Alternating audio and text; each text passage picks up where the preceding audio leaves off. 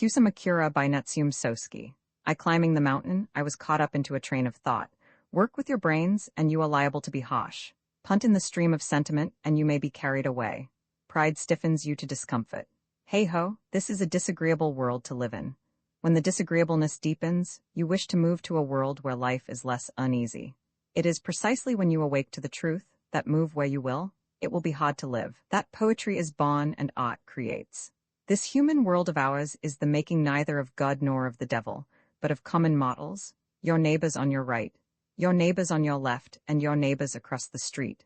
Hate you may this world of common mortals, but where else can you go?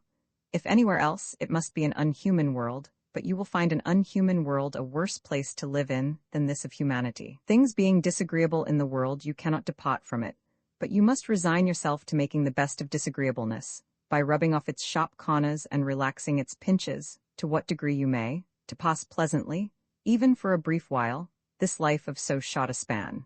Here arises the heaven-ordained mission of the poet and the painter, and blessed are they, who with their art make life in this world more rich and more cheerful.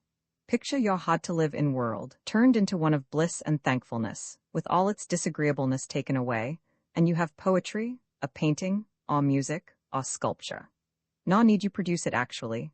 When you fancy you see it before your eyes, poetry springs into life and songs arise.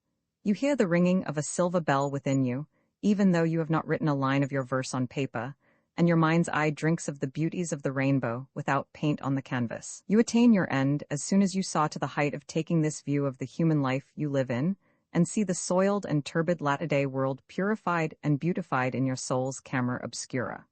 Thus a poet may not have a single uttered verse, and a painter not a solitary sweep of the brush, but they are happier than a social lion, than the most fondled child, nay, than a great prince, in that they can have their own cleansed view of life, in that they can rise above lust and passions, and live in a world of ethereal purity, in that they can build up a universe where differences all disappear, and can break away free from the bondage of greed and selfishness. 20 years of life taught me that this is a world worth living in. At 25, I saw that light and darkness are but the face and back of a thing, there being a shadow where the sun shines. My thoughts today, at 30, are these. When full of joys, sorrows are as deep, and the more pain the greater pleasure. Cut sorrows asunder from joys, and I won't be able to get along. Shall I fling them away?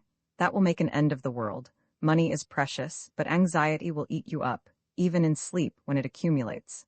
Love is sweet, but you will yearn after the days when you knew it not, so soon as its very sweetness begins to weigh heavy on you. The shoulders of His Majesty's ministers are supporting the feet of millions, and the whole country is weighing heavily on their backs. You miss nice things when you part with them without tasting, but you want more of them when you take only a little of them, while you get sick if you overload yourself. Here my train of thought broke, as I found myself sitting involuntarily on a good-sized boulder, my left foot having, in its effort to avert a peril, caused by a slip of my right foot, landed me in that posture. Fortunately, I was none the worse for the accident, except that my color box jerked itself forward from under my arm, which was not much. As I rose from my forced rest, I saw at a distance, to my right, a peak of mountain, the very shape of a bucket with its bottom up, covered from foot to summit by thick dark greens, studded with blossoming cherries in a dreamy relief, behind a screen of haze. A little nearer there rose a bare mountain, rising shoulders above the others, with its flank cut straight down as by a giant's axe. The foot of its craggy side sank into a dark abyss. A figure of man wrapped in a red blanket was coming down from the height, and I thought my climb would have to take me up there. The road was very exasperating. If clay only, it would not have required such very great labor to negotiate, but there were boulders, which refused to be smoothed. Clay may be broken, but not rocks, and there they lay determined not to give way. If unyielding on their part, then they must be passed by going round or else by surmounting them. The place was not easy to go up even without rocks, but to make it worse, it made a sharp angle in the center, the sides of which rose sharply, so that it was more like walking the bed of a river than going up a road. However, not being in a particular hurry, I took time and slowly came up to the 7 bends. As I trudged upward, my ears suddenly caught a lark, his song coming up, as it were, from just below my feet. The carol was giddily busy and incessant, but my eyes saw nothing. That bird never stops and must, it appears, sing out the whole spring day and every second of it till night. I looked down the valley left and right into the air, and up into the sky, but all in vain, as the unseen singer was heard to rise higher and higher. I thought the loch must have died in the clouds and his song only was floating in space. The road made a sharp turn here by an angular rock.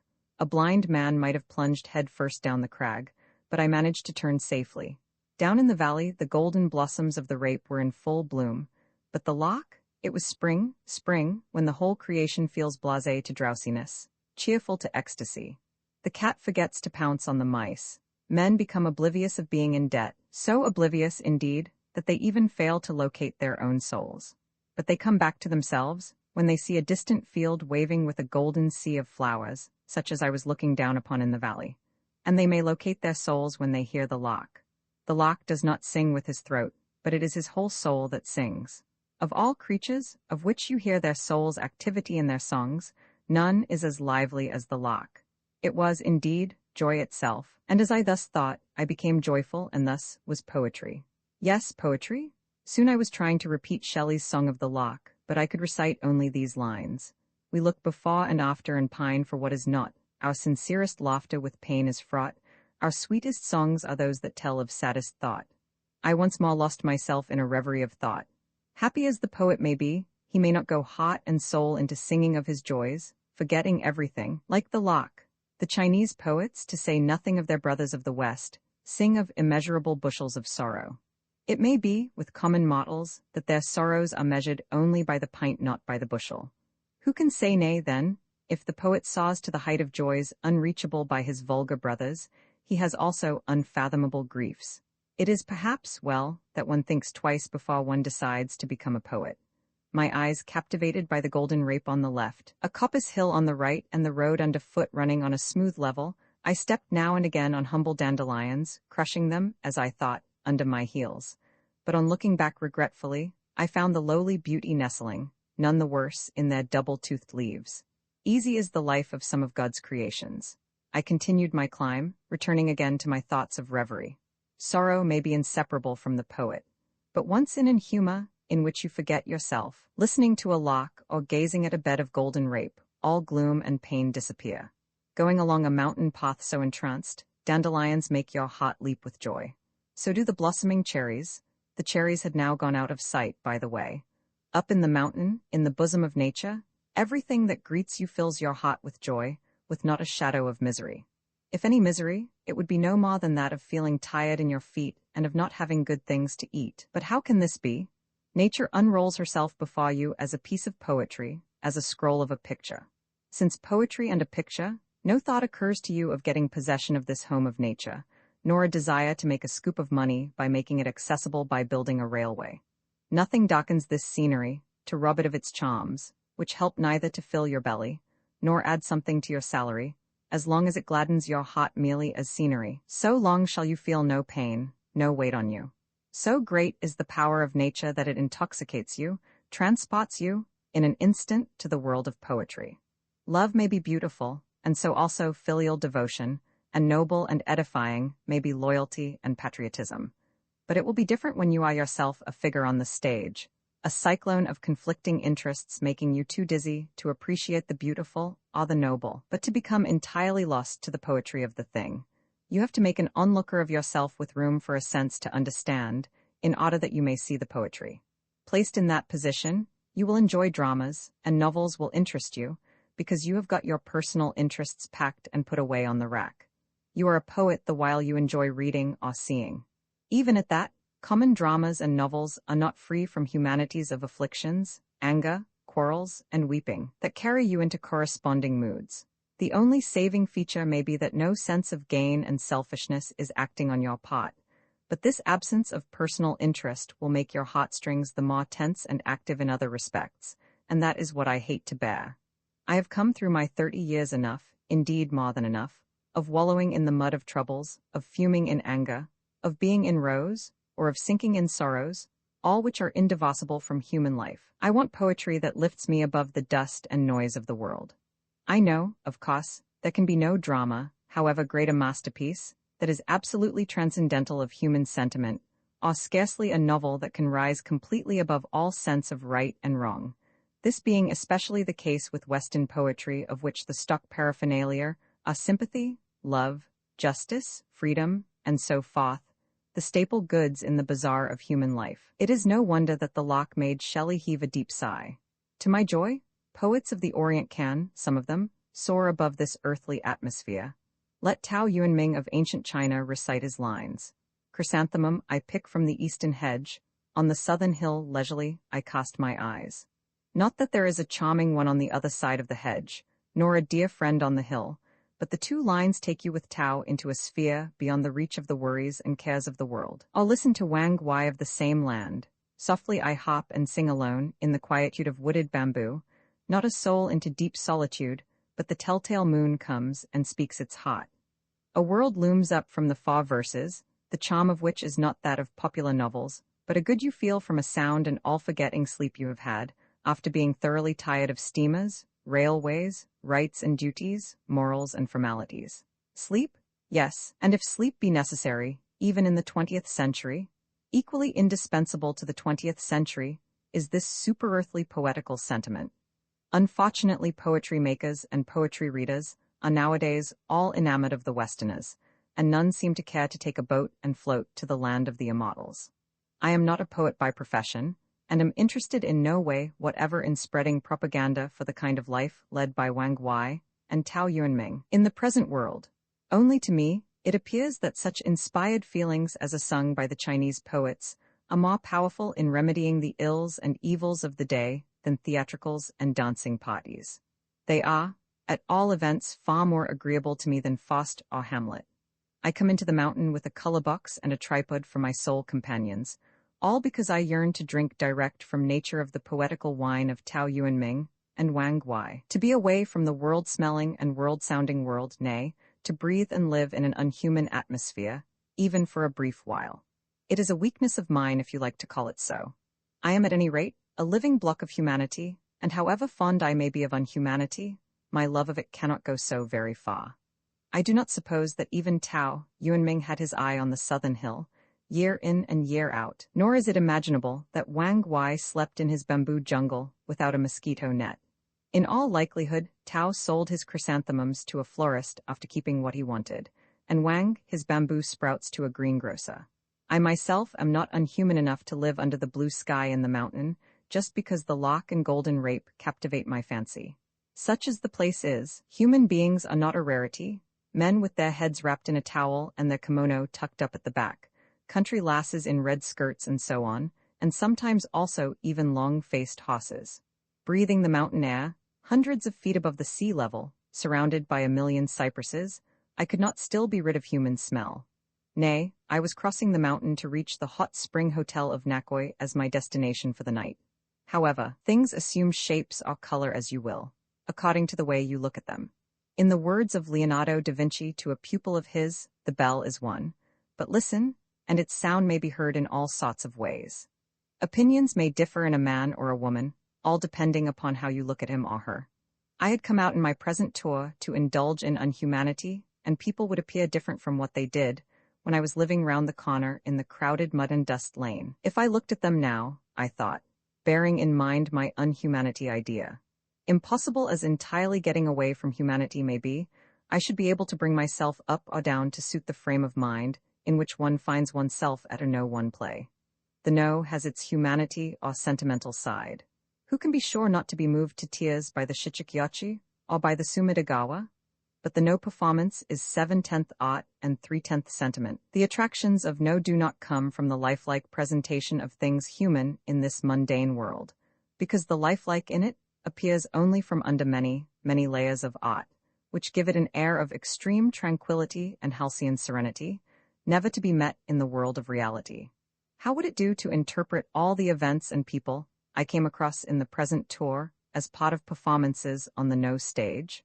I could not cast aside humanity altogether. To be poetical at the bottom of my whole venture, I should like to let unhumanity carry me into a no atmosphere, by doing away with humanity as much as possible. Different in nature from the southern hill, or the bamboo grove, nor identifiable with the lock or blossoming rapes, I still would see people from a point of view as near those objects as possible. The man Basho too saw something poetical, and made a hokku 3 even of a horse stalling near his head. I would deal with everybody I was going to meet, farmers, tradesmen, the village office clock, old men, old women, seeing in them only objects complementing a picture. However, unlike figures on the canvas, they would move as they please. It would be grossly common, however, to inquire, as does an ordinary novelist, into the cause of each of them going his own way, to dig into their mental state, or to try to solve the tangle of their human affairs. I shall not care, move as they will. They won't trouble me, as I shall regard them as characters in a picture in motion. Painted figures cannot get out of the plane of the picture, no matter how they may move. Troubles would arise of conflicting views and clash of interests. The moment you think, the characters might jump out of the plane and act cubically. The more troublesome the matter grew, the more impossible it would become to look at it aesthetically. Wherever I might go and whomever I might meet, I should look at them as from a transcendental height, so that human magnetism might not easily pass between us, and I shall then be not easily affected, however animatedly they might act. In short, I am to assume the position of one standing before a picture, and looking at the figures in it, running hither and thither on its plane. With 3 feet between, you can calmly look on, without any sense of danger. In other words, you run no risk of anybody snatching away your weapon, and you may give yourself up altogether to studying their doings from an artistic point of view. With undivided attention, you may see and judge the objects before you as beautiful or as not beautiful. By the time I had come to this decision, the sky began to assume a doubtful aspect. A bank of clouds of indistinct foreboding had no sooner mounted overhead than it went tumbling and overspreading, until the whole space seemed to turn into a hanging expanse of dark sea. From the sea soft spring rain began to fall. I had long since gone past the golden rape blossoms, and was now toiling along between 2 mountains, but the threads of rain being so fine as to appear as mist, I could not tell how distant they were. Now and again, as the gusts of wind blew asunder the high drapery of cloud, a gray ridge of mountain showed itself to the right as clearly as within reach of a hand. Probably the range ran on the other side of the valley. The left side seemed to be the foot of another mountain. Back of the semi-transparent screen of rain, trees, they might be pines, appeared and then disappeared with an endless frequency. Was it the rain that was moving? Or was it the trees in motion? Could it be that I was dreaming a floating dream? I trudged on, feeling strange. The road became wider than I had imagined and quite level also. Walking was no longer a task, but being not prepared for rain, I had to hurry. About the time the rainwater began to fall in drops from my hat, I heard a jingle of a bell some yards away, and there appeared a pack-horse driver leading an animal behind him. "Hello, any place to stop around here, man? A mile more or so, you will come upon a tea stall. Getting pretty wet, eh?" A mile more, the figure of the rustic dissolved into rain like a magic lantern view as I looked back. The misty rain had now become thick and long until each drop could be seen distinctly like a pencil flying in the wind. It had long since soaked through my outer garment and then penetrated to the skin. The heat of my body made lukewarm the water in my underwear, and the feeling produced was by no means the most pleasant. I pulled my hat to one side and quickened my pace. The drenching figure of myself, running through a gray expanse of space, with innumerable silver shafts beating at it slantingly, will make poetry, an ode, when I look at it as not my own. I make a beautiful harmony with the natural scenery, as a figure in a picture, when I forget my material self completely and take a purely objective view of myself. Only, I cease to be a figure in poetry, or in a picture, the moment I feel vexed with the falling rain, and take to heart the tiredness of the stamp of my feet. I then find myself only an indifferent individual of the street, blind to the changing humor of the flying clouds, untouched by the falling flowers and the carols of birds, nay, a perfect stranger to the beauty of my own self going alone and quietly through a mountain in spring. I walked first with my hat pulled to one side, but later I kept my eyes pivoted on the back of my feet. Finally, I went gingerly, shrugging my shoulders. The rain shook the tree tops all round and closed in from all sides upon a lonely traveler. I felt I was having rather too strong a dose of unhumanity. My curiosity brought me the next day to the Kagamegar Ike, a pool of water, not more than half a mile in circumference by an actual survey, but looking immeasurably larger, when seen through openings in the brushwood, embowering its zigzag water edge. I left it to my feet to take me where they liked, and I stopped when they came to a halt at a spot close to and falling into water, determined not to move till I got sick of it. Lucky that I could indulge in a whim like this, for in Tokyo I would be run over by a tram car if not sternly chased away by a policeman. Ah, the city is a place where they make a beggar of a peaceful citizen and pay a high salary to detectives who are all but bus pickpockets.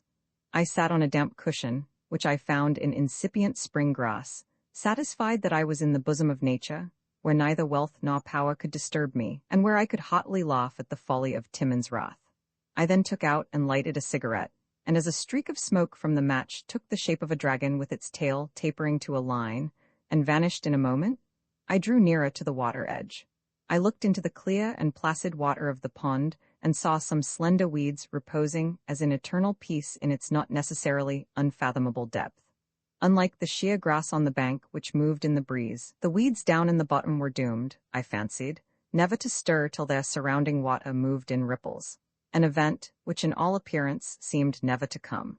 Possessed of willingness to be animate, but imprisoned in the watery dungeon, they appeared to have been waiting in vain, morning after morning, and evening after evening, for an opportunity to be spotted with, and eking out a life of fast immobility, unable to die. I picked up a couple of pebbles and dropped one of them into the water. I saw a couple or three of the thin stalks of weeds move wearily, as some bubbles came up to the surface. But the next moment, more bubbles hid them from sight, as if they must not be seen in motion. I threw in the other pebble, with some force this time, but the poor resigned thing would not respond to my efforts to awaken them, and I left the place and walked a little way up the slow incline. A huge tree stood over my new position of vantage, screening me from the sun and making me feel chilly. Near the water's edge, on the other side of the pond, was an overhanging camellia tree in full bloom. There is something very heavy and dull in the green of camellia leaves, even when seen in the sunshine, and I would have never known this particular plant but for its blood-red flowers, which are never attractive, though fiery and striking. I never look at camellia flowers in a deep forest or mountain without wishing that I had not seen them. Their red is not a common red, but a red with something weird in it, like a she-demon in a fair woman's mask, who fascinates you with her black eyes and beauty and breathes poison into your paws before you know it. The pear blossoms in rain never fail to arouse a sentiment of pity. The aronia in pale moonlight awakens love, but the camellia's cheerless red bespeaks a dark poison and something ominous. As I was looking at those dark red flowers as if under a spell, one of them fell into the water below, absolutely the only thing in motion in the still spring day. Presently another dropped. The eerie thing about the camellia flower is that it never breaks up when it falls, as do most other flowers, but keeps compactly together, never to let its secret out, as it were. But one more fell, followed by another. After an interval, by still another, and still another, like the minute gun. Surely, I thought, the whole surface of the pond would turn red by and by. I fancied the water looked slightly reddish already where the flowers were floating. Would they ever sink? Their red would melt, they would rot, become mud and fill up the pool, until there would be no more Kagameager Ike, but a dry land after thousands of years. Hoi! One more extra big blood-red flower fell, and drop, drop, drop, followed by others, never ceasing to pass into eternity. I now became seized with a queer idea, how it would look to paint a pond like this, with a beautiful woman floating in its water. I went back to the spot where I first stopped and there continued to think on the imaginary picture. Then, with a tingling sensation, rushed back to my memory, the joking remark of Nami-san of the Hot Spring Hotel, yesterday, that she should like to have me paint her dead, but floating with a pleasant face in the water. Suppose, I thought, I made her float in the water under that camellia. I wondered if I could make my brush tell that the blood-red flowers were forever dropping, dropping, dropping into the water on her, and she was forever lying in her watery bed, in her eternal peaceful repose. But it was no easy matter, I told myself, to give expression to the idea of superhuman eternity, without rising above the level of mortal humanity. Besides, the greatest difficulty lay in the choice of the face. Nami-san, with her usual expression of a discordant mixture of derision, impetuosity, and soft heart, would never do, I thought. The face must bear no trace of mental or physical agony, but one with effulgent lightheartedness would be worse. Perhaps I had better borrow another woman's face, but the racking of my head revealed to me none to fit my imaginary picture, so that I felt that it must be Nami-san. After all, yet there was something lacking in her to suit my purpose, and the tantalizing part of it was how to make up for that something, it being impossible to work my whilom fancy into it to fill up what was lacking. How would it do to give the face a touch of jealousy? But that would make it look too uneasy. How about hatred then? That would again be too strong. Anger? No, it would spoil the whole effect. Resentment for some particular cause is sometimes poetical and acceptable, but as an everyday feeling, it is too commonplace. I thought and thought and thought, and it suddenly flashed upon me that what was missing from Nami-san was pity and compassion. Compassion is a feeling unknown to the gods, and yet is one that makes man as near gods as possible. This was one sentiment which I had never yet seen reflected in Nami-san, and I was convinced that my picture would become an accomplished fact the moment I saw it aroused by some impulse or other and flashed across her handsome face. For the moment, however, I had absolutely no idea as to when or if ever I should have the good fortune to see it in her. A bantering sort of smile and a knitted brow, bespeaking an eager desire to get the better of you, are the ever-constant features of her face, and nothing can be done with them only. Hark! A rustling sound as of somebody wading through dry leaves came, and the mental plan of my picture, 2/3 of which I had finished forming, went to pieces. Looking up, I saw a man in tight-sleeved kimono, loaded with some faggots on his back, coming through the creeping bamboo growths towards the Kaikenji, apparently from the neighboring hill. "Fine weather, sir," said the man to me, taking off a towel from his head. He made a bow, and as he did so, a flash from a sharpened hatchet stuck in his belt caught my eyes. He was a sturdily built man of about 40, with a face I remembered seeing somewhere. He spoke to me familiarly. "Dana paints too?" I had my color box open by me. "Yes, I have come out here, thinking I might make a picture of this pond. This is a very lonely place, nobody comes round." "Yes, it is very much in the mountain." "Dana, you had a time of it in rain on that pass, I am sure. It was a bad toiling along you had that time." "Eh, why, yes. You are the Mago-san I saw, then?" "Yes, I gather faggots as you see and take them down to the town to sell." Jembi took his load down from his back and sat on it. His hand brought out a tobacco pouch, a very ancient affair that refused to tell whether it was of leather or of imitation leather. I gave him a lighted match and said, "It must be a great job for you to cross a place like that every day?" "No, Dana, I am used to it. Besides, I don't do it every day, but only once in 3 days and sometimes 4 days. For myself, I should be excused even for once in 4 days. Ha ha, it is hard on my pony, and I generally make it for days or so." "That is, you think more of your horse than yourself, eh? Ha. "Not quite that. By the way, this pond looks very old. Have you any idea how old it is?" "This has been here from olden times." "From olden times? How old?" "Well, from a very long time ago." "From a very long time ago, I see. A very long time ago anyway, from the time when the Jo-sama of Shiota threw herself into it." "Shiota, that spa hotel you mean?" "Yes, you say the Ojo-sen drowned herself here, but she is alive, very much alive there."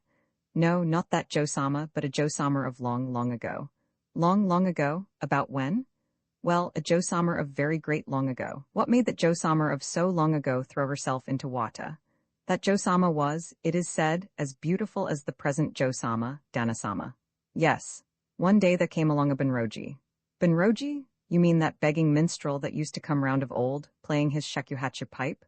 "Yes, that shakuhachi Benroji. While this Benroji was stopping at Squire Shiota's house, the beautiful Jo-sama took a fancy to him. Would you call it fate or what? Anyhow, she said she must have him, and cried." "Cried, you don't say?" "But the squire would not have a Benroji for his son-in-law, and drove away the party." "Drove away the Benroji?" "Yes, the Jo-sama ran out of the house after him, and coming here, she threw herself into the water from where that yonder pine tree is standing. The whole place went into an awful excitement then. It is said that the young Jo-sama had, at the time, a mirror with her, and the pond has since come to be called Kagamigar Ike. We still call this the Mirror Pond." "Oh, the pond has made a grave, already, at least for one person. A very scandalous affair, indeed. This was about how many squires back, do you know? It is said to be a very long time back, and it is between you and I, Dana-san." "What?" "Every generation has had its mad one born in that Shiota family." "Oh, a curse must be on that house. They are all saying that the present Jo-sama is getting queer of late." Ha, that seems improbable."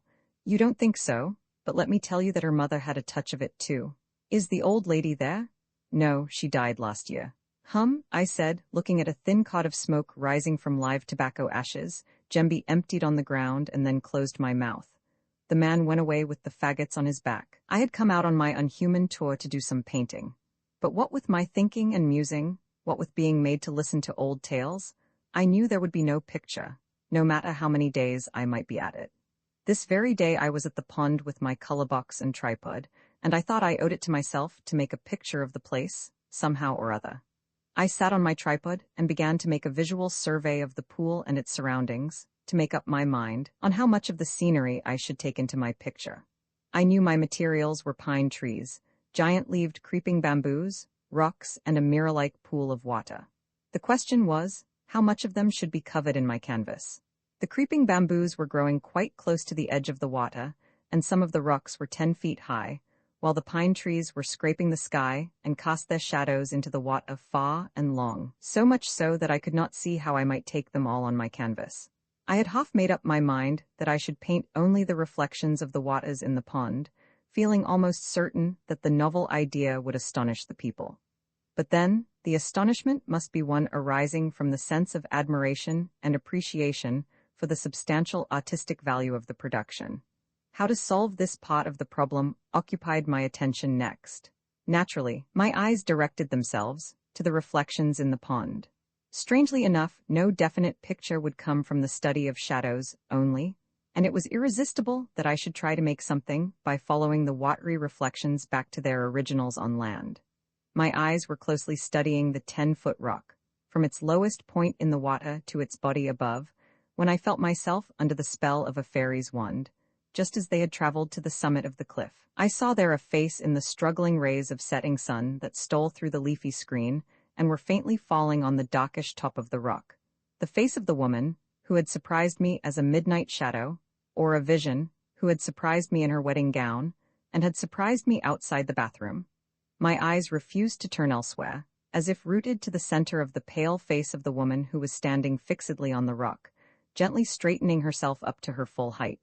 Oh, that instant, I jumped on my feet, but the apparition had vanished, nimbly hopping down the other side of the rock, and as she did so, I thought I perceived something red which resembled the camellia in her sash.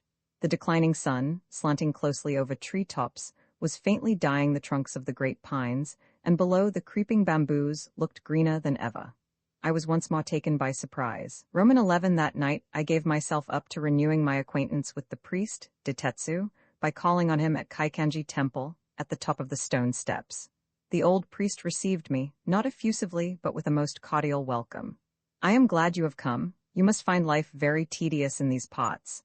The beautiful moon lured me out for a walk, and my feet brought me here, to be plain, Osho-san." "Yes, the moon is beautiful tonight." The priest said this as he slid open the front shoji of his chamber.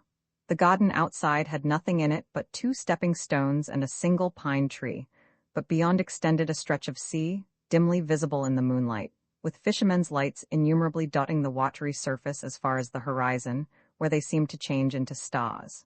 "What a beautiful view, Osho-san. Isn't it a pity that you should keep it shut out?" "True. But don't you see, it is not new to me, it being there before me every night. I should never be tired of looking over a view like this. I should give up my sleep to be looking at it the whole night." "Ha, ha, ha, you are an artist and different from an old priest like me.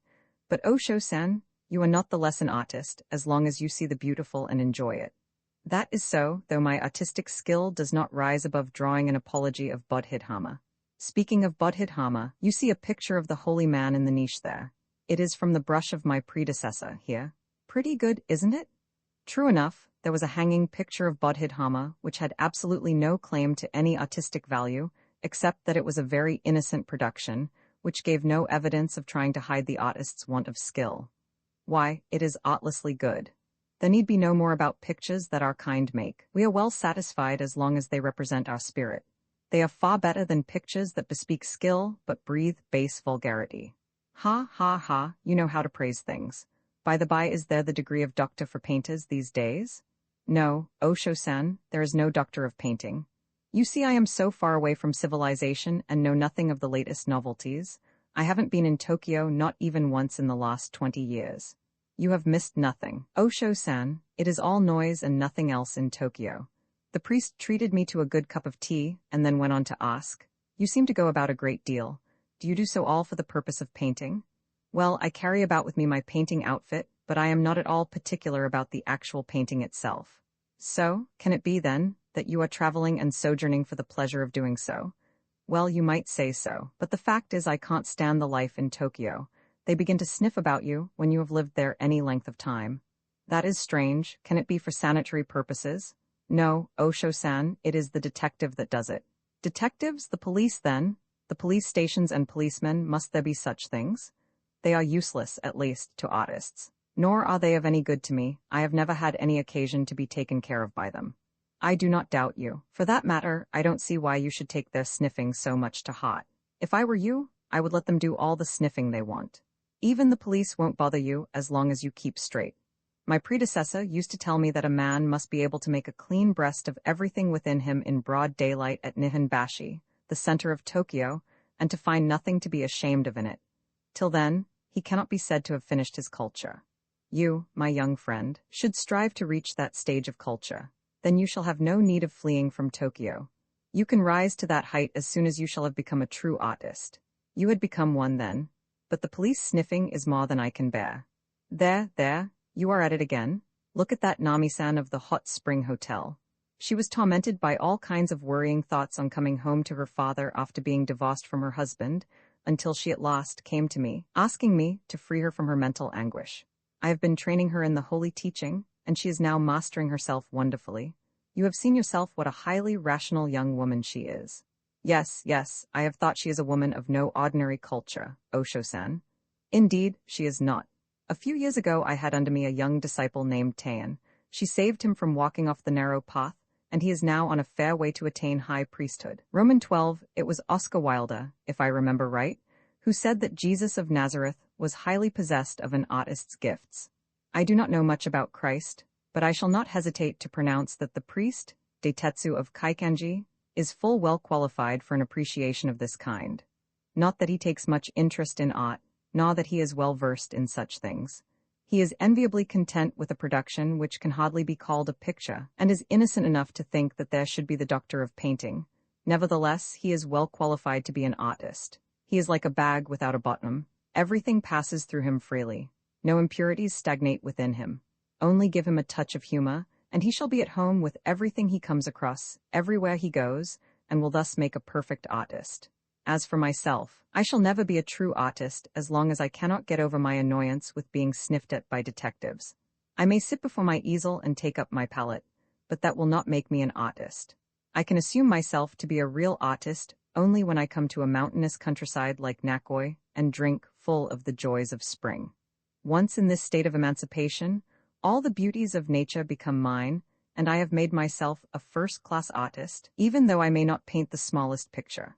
I may not equal Michelangelo in art and take my hat off to Raphael in skill, but I acknowledge no inferiority in me by the side of the great masters of the past and present in the personality of an artist. I have not painted a single picture since I came here.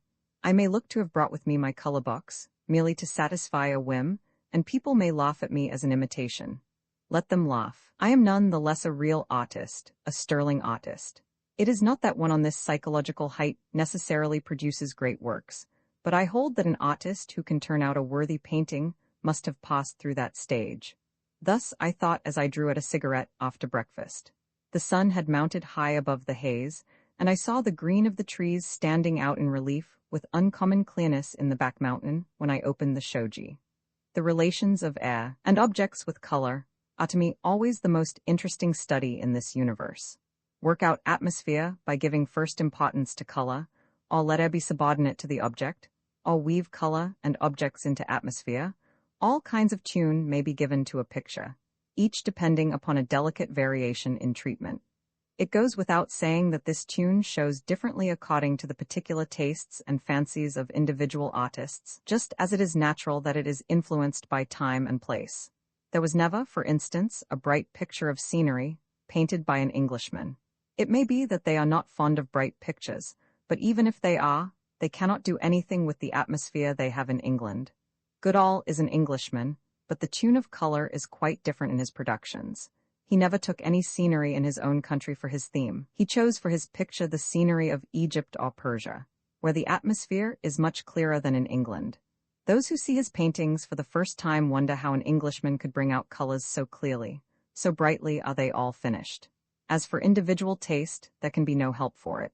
However, if it be our object to paint Japanese scenery, we must work out a color and atmosphere peculiar to Japan. French paintings are good, but you cannot call it a picture of Japanese scenery, which is produced by simply copying their colors. You must come in contact with nature on the spot, studying, morning and evening, the shape and color of the clouds, the shade of haze, etc., being ever prepared to go out with your tripod, the moment you see a color which you think just right. Color in nature is to be seen but momentarily, and once missed the same color will not be easily caught again. The mountain I was looking at was full of a color, which was a rare good fortune for an artist to come across.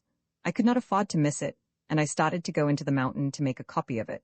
I left my room through a side fusuma way and stepped out into the veranda. The same moment my eyes caught the figure of Nami-san, leaning against the veranda railing, a little distance from me.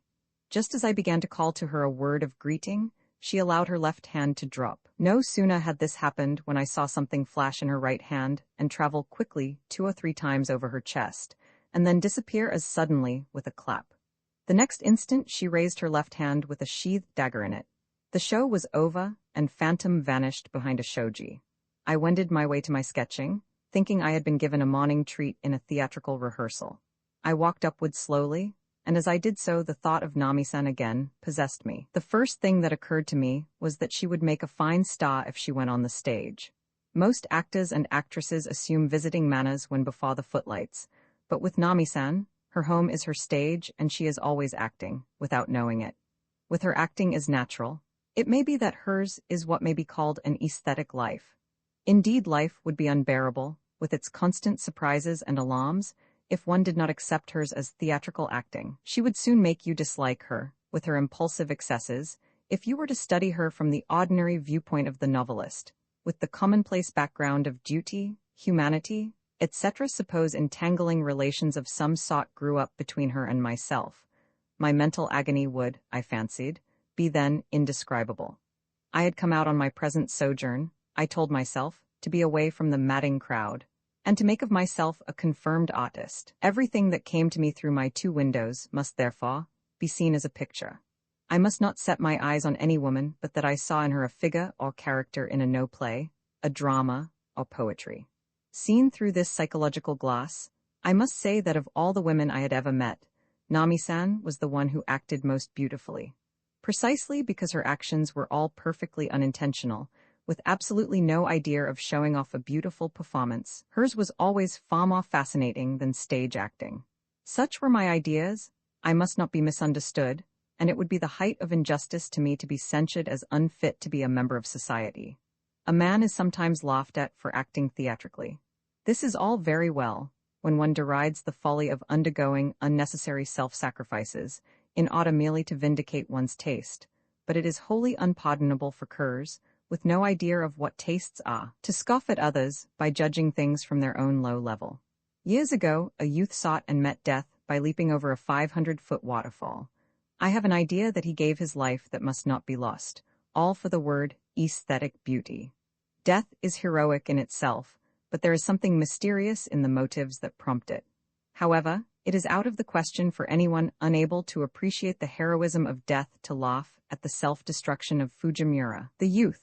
Not gifted with the power of grasping the true significance of the heroic ending of life, such a person is bound to fail to resort to the heroic deed, even when circumstances make it most proper, and I conclude, in this sense, that such a one has no right to laugh at Fujimura's tragic death. I am an artist given over wholly to tastes and sentiments, and mingling with others in this mundane world as I may, I am loftier than my vulgar and prosaic neighbors. As a member of society, I hold a position from which I may well teach others. I can act more beautifully than those who have no poetry, no painting, no artistic culture. In this man's world, a beautiful act is right, just and upright, and he who translates justice, righteousness, and uprightness into his doings is a model citizen. I had walked half a mile upward and came upon a tableland, with trees weaving out the beautiful green of spring on the north, probably the same which I saw from my room in the Shiota Hotel, and which so fascinated me as to bring me out here with my painting kit. I went about this way and that, beating the grass, in search of a place of vantage. I awoke in no time to the fact that the charming scenery I saw from the veranda was, after all, not so easy to take onto a canvas, and besides the color and atmosphere were changing. The desire to paint slipped away from me, I knew not where. With that ambition gone, it made no difference to me where or how I sat. At random, I lay me down on the young grass, the roots of which the spring sun was bathing with his warm rays, and I thought I was crushing the unseen gossamer. Presently I lay on my back, with wild dwarf quince blooming all around me. Everything was so transporting that I felt I must write a piece of poetry. I took out my sketchbook and wrote down in it, line after line, as they slowly came to me until I had 18 of them to round it up. I left home full of thoughts within me. Spring breezes played about my clothes as I came along. Sweet is the young grass growing in the wheel tracks. Neglected paths run into haze are faintly visible. I plant my stick in the ground and look around. Nature is in her robe of clear brightness. Gentle yellow songsters are hopping to the tune of their lovely melody. Seeing plum blossoms falling like snow, I walk across the wild field which is far and wide. Coming upon an old temple, I write a poem on its door. With sorrowful eyes I look up to the cloud and see the wild geese homing across the sky. My heart, why so softly quiet? The past is far back, I forget good or bad. At 30 I am getting old, but spring is lingering. Strolling about I adapt myself to things around. At other times I drink full of sweet fragrance. I read and reread the lines, pleased that they gave expression, rather well, to my feelings as I lay among the vermilion flowers, in sweet oblivion to the cares and worries of the world. Just then came, the sound of somebody clearing the throat, and it took me by surprise, as I least expected any living soul in my fairyland. I turned round and saw a man coming out of the woods screening the brow of the mountain yonder. He was wearing a felt hat, which shaded his eyes, that I imagined to be looking restlessly about. His indifferent kimono and bare feet almost forced a conclusion that he must be of the fraternity, the members of which are popularly known as tramps. I thought he might be going down the craggy path I had come up, but no, he retraced his footsteps towards the wood. He did not re-enter the wood, but returned towards the path. In short, he was going backwards and forwards, as if in a walk, but his general appearance told against the latter theory. He was shaking his head now and again, and seemed to be thinking something, now halting, now looking round. Possibly he was expecting somebody, it occurred to me. How should I know? I could not remove my eyes from the suspicious-looking man, although he aroused no sense of fear or alarm in me. Nor was I seized with any idea of making a picture of him. Nevertheless, my eyes were glued to him, in spite of myself. As I was following his every movement, another figure came into the corner of my eye, as the man came to a halt. The two seemed to recognize each other, and my field of vision narrowed as they walked up toward each other, until it became a single point. They stood face to face with a verdant mountain rising on one side, and the outstretching sea on the other. One of the pair was, of course, the tramp, and the other a woman. It was Nami-san. So soon as I recognized Nami-san, I remembered the dagger I saw in her hand that morning. It was possible, even probable, that she had it with her now, as she stood before the ungainly man. The thought chilled me, unhuman as I was. The two stood perfectly still, maintaining the same posture as when they first faced each other. They might be talking, but I could not hear a word. Presently the man dropped his head forward and Nami-san turned her face toward the mountain. A wobbler was singing in that direction, and she seemed to be listening, for all I saw. A few moments later the man straightened himself up, now carrying his head erect, and made a motion as if to walk away. The same moment Nami-san changed her pose and turned her face towards the sea. Something was just visible in the voluminous folds of her obi. It might be the dagger. The man pulled himself up proudly and started to go. Nami-san followed him 2 or 3 steps. The man stopped. Did she, perchance, ask him to? In the same moment he turned round. Nami-san thrust her hand into her obi. Mercy? But it was not the dagger it took out, but a purse, the dangling string of which swung gently to and fro in the breeze, as the fair hand held it out to the man. One foot planted firmly on the ground and the other a little forward, the upper half of her body slightly thrown backward, and the purple of the purse making a strong contrast with the well-shaped hand. The picture was truly worth preserving. But the vision evaporated the moment the man took the purse and disappeared into the wood. Nami-san gave not a look back to the vanishing man, but she turned right round and walked briskly toward where I lay buried in the flowering quince. Sensei, sensei, she called twice, as soon as she came right in front of me. Wondering when she detected me, I responded, What is it, Onami-san?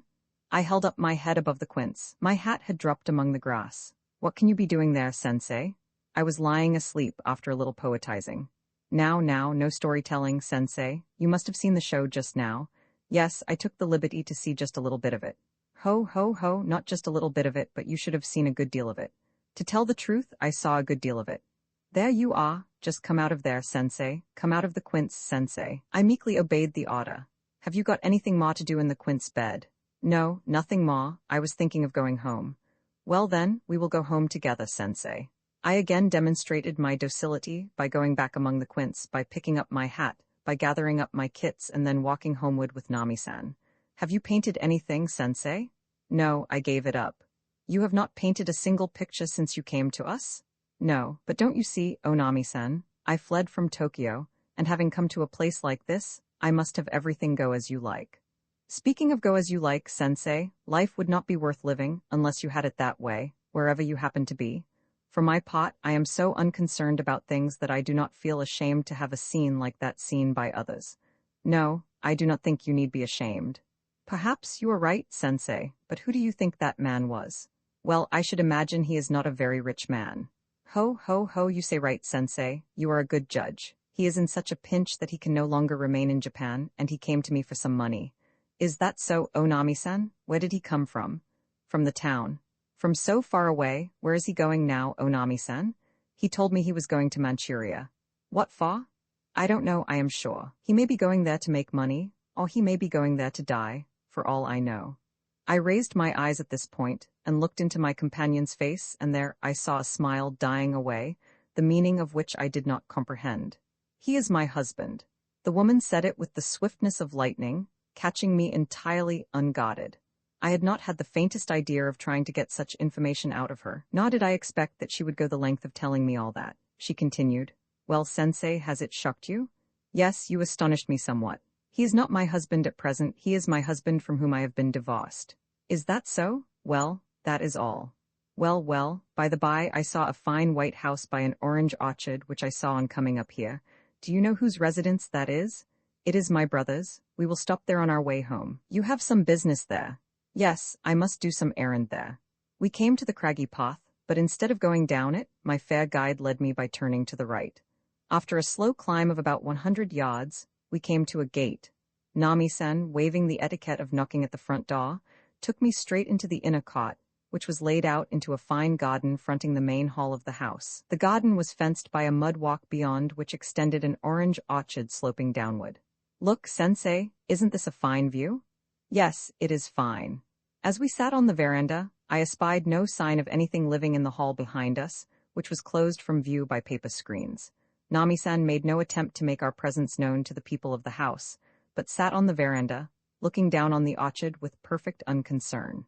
This struck me as very strange, and I could not help wondering if she really had any business here. We found no subject to talk about, and sat in silence with our eyes wandering over the orange trees. The sun had almost reached the meridian, and the warm sunshine was bathing the whole mountain, while the dark green of the innumerable orange trees below glowed intensely. Presently, a loud cock-a-doodle-doo came from the direction of the barn. Why, it is noon? I have quite forgotten my errand. Kuichi-san, Kuichi-san. Nami-san stood up and, bending forward over the veranda, reached out her hand and slid open a screen. The 10-mat room was empty of any living soul, and a pair of hanging pictures by an artist of Kano school lonesomely occupied the tokonoma niche. Kuichi-san? A voice coming from somewhere near the barn answered the call, at last, and presently footsteps were heard. They stopped just behind the inner screen. The fusumer opened, and at the same moment, a plain sheathed dagger went rolling across the matted floor. Nami-san did it so quickly that I did not even see her put her hand in between the folds of her obi and take out the wall-like thing. As it was, the dagger stopped just at the foot of Kuichi-san, who had come out of the opening. There, that is for you from your uncle as a present for your going to Manchuria. Roman 13, we went downstream in a riverboat with Kuichi-san to see him off at Yoshida railway station. There were in the boat, beside Kuichi-san, the old man, Shiota, his erratic daughter, Nami-san, her brother, myself, and also Jembi, who took care of Kuichi's luggage. I joined the party only to make up the company. I did not quite understand why I should be invited to do so, but being out on an unhuman wandering, there was no need to be scrupulous, and so I also went. The boat had a flat bottom, as if built on a raft. The old man sat in the center, Nami-san and I in front of him, Kuichi and Nami-san's brother behind him, and Jembi by himself with the luggage in the stern. "Are you fond of war?" asked Nami-san. "I shan't be able to tell until I am in it. There may be times I may find it very hard, but at others I may be jolly about it, answered Kyuichi, who had never before been to war. However hard, you must know that it is for the state and your country, commented the old man. With such a warlike thing as a dagger given you, don't you wish to begin fighting? Asked Nami-san in her cynical way. That may be, but... The light response made the old man laugh, shaking his beard, while his son looked as if he heard nothing. Do you mean to say that you can go and fight in battle with such an indifferent mind? Pressed Nami-san, holding her pretty face before Kyuichi, whose eyes met those of Nami-san's brother at the same instant. I am sure Nami-san would make a grand warrior, if she became one, came from the woman's brother, as the very first word spoken to her in the boat. Judging from the tone in which it was said, one might have suspected that it was not meant to be merely a joke. I become a soldier? If I could, I would have become one long ago. I would have been dead by this time. Kyuichi-san, you had better make up your mind to be killed. You would gain nothing by coming home alive. Come now, no more of your raving. You must come home in triumph, nephew. Dying is not the only way to serve the country. I am good for 3 or 4 years more yet. We will again meet in joy. The old gentleman's word tapered and softened till they melted into unseen tears, which he concealed from us. Kyuichi said nothing, but turned his eyes toward the left bank of the river, where they met those of a man with a rod and line before him. It was fortunate that the angler did not ask Kyuichi why he looked so sad. Our boat glided down with delightful smoothness, the willow trees on the embankments on either side, flitting backward as rustic airs came wafting, probably from the young damsels at the weaving machines in houses little yonder, gently stirring the silence of the calm spring afternoon. Sensei, won't you paint my picture?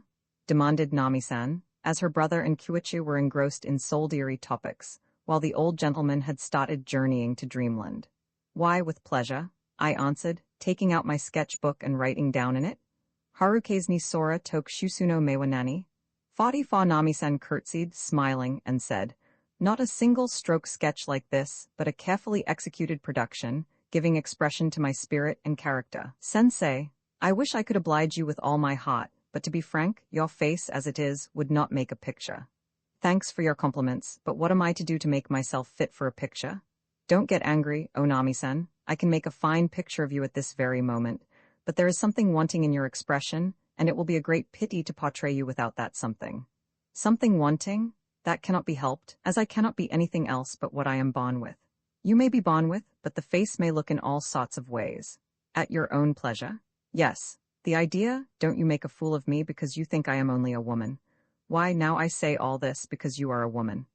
Show me then, sensei, how you can make your face look in all sorts of ways. You have seen enough of me of being made to look in all sorts of ways day after day. Nami-san said no more, but turned the other way. The embankments had disappeared, the riversides being now almost level with the surface of the stream. The rice-growing lowlands on either side, which had not yet been plowed, had turned into a sea of rouge, with the wild red milk vetch in full bloom. The pink sea stretched limitlessly till it was swallowed up in the distant haze. The eyes that followed up the haze saw a high peak, halfway up which a soft, dreamy cloud of spring was issuing. That is the mountain the rear of which you scaled in coming up to Nakoi-sensei, said Nami-san, as her fair hand pointed toward the mountain that towered into the sky like a vision of spring. Is the Hobgoblin Cliff about there? You see that purple spot under that deep green? That shaded place, you mean? Is it a shaded place? It must be a bared patch. No, it must be a hollow. A bared patch would look more brown. That may be. Anyhow, the rock is said to be about there. Then the 7 Bends must be a little to the left. No, the 7 Bends is a good bit further away, it being in another mountain which is beyond that one. That is so, but it must be in the direction where a light sheet of cloud is hanging.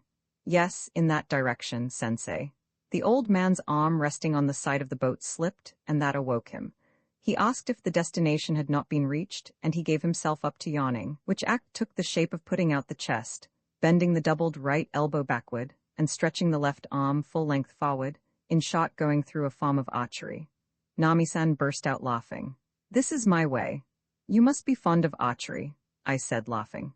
The aged spa hotel man volunteered to tell me that he made only a toy of ordinary bows in his days, and his arms were pretty sure even in his old age, patting his left shoulder as he said this. Talk of war was at its height behind him. Our boat was now fast reaching its destination, the vetch-adorned field having given way to rows of houses, then to lumber yards, shops, eating houses, and so on. Swallows flitted over the stream, and ducks quacked in the water. In no time we got out of our boat and headed for the railway station. I was at last dragged back into the living world. I call it the living world, where railway trains may be seen. I am of opinion that there is nothing else that represents the 20th century civilization so truly as the railway train. It packs hundreds of people in a box, and they have no choice but to be transported all at the same uniform speed, in complete disregard of individuality. The 20th century strives to develop individuality to its utmost, and then goes about crushing this individuality in every conceivable way, saying you are free in this lot of so many by so many feet, but that you must not set a foot outside the encircling fence, as in the case of railway train prisoners. But the iron fence is unbearably galling to all with any sense of individuality, and they are all roaring for liberty, day and night. Civilization gives men liberty and makes them strong as a tiger. It then entraps and keeps them encaged. It calls this peace. But this is not a real peace. It is a peace like that of the tiger in the menagerie, which is lying quietly as he looks calmly over the crowd that gathers round his cage. Let a single bar of the cage be out of its place and darkness will descend on the earth. A second French Revolution will then break out. Individual revolutions are even now breaking out. Ibsen has given us instances of the way in which this revolution will burst forth. However, this opinion of railway train can hardly embellish my sketchbook, and still less may I impart it openly to others. So I kept my peace and joined my companions in stopping at a refreshment room in front of the railway station. There were two countrymen in their straw sandals, sitting on stools near us, one of them wrapped in a red blanket, and the other wearing a pair of old-fashioned native trousers of diverse colors, with one of his hands over the largest patch, which made the combination of variegation of black, red, yellow particularly conspicuous. One of them was saying, "No good after all, eh? No, not a bit good. Pity that man is not given two stomachs like the bovine. All would be well if we had two. Why, all you have to do, then, will be to cut out one of them if it goes wrong." I thought the countrymen, at least one of them, must be a victim of stomach trouble. They know not even the smell of winds howling over the Manchurian battlefield. They see nothing wrong in modern civilization. They probably know not what revolution means, having never heard even the word itself. They are perhaps not quite sure that they have got one or two stomachs in them. I took out my book and sketched them. Clang, clang went the bell at the station. The ticket had already been bought for Kyuichi with the platform tickets. "Now let us go," says Nami-san standing up. "All right," joined the old gentleman, suiting his action to his words, and we trooped out of the refreshment room into the station, then past the wicket to the platform. The bell was ringing. The monster snake of civilization came rumbling into the station, gliding over the shining rails. The snake was puffing black smoke from its mouth. "Now be good," said old Mr. Shiota. "Goodbye," returned Kyuichi-san, bowing his head. "Go and meet your death," says cynical Nami-san again. The snake stopped in front of us and many doors on its side opened. Many people came out and many went in, Kyuichi being one of the latter. The old gentleman, Nami-san's brother, Nami-san, and I all stood near the edge of the platform.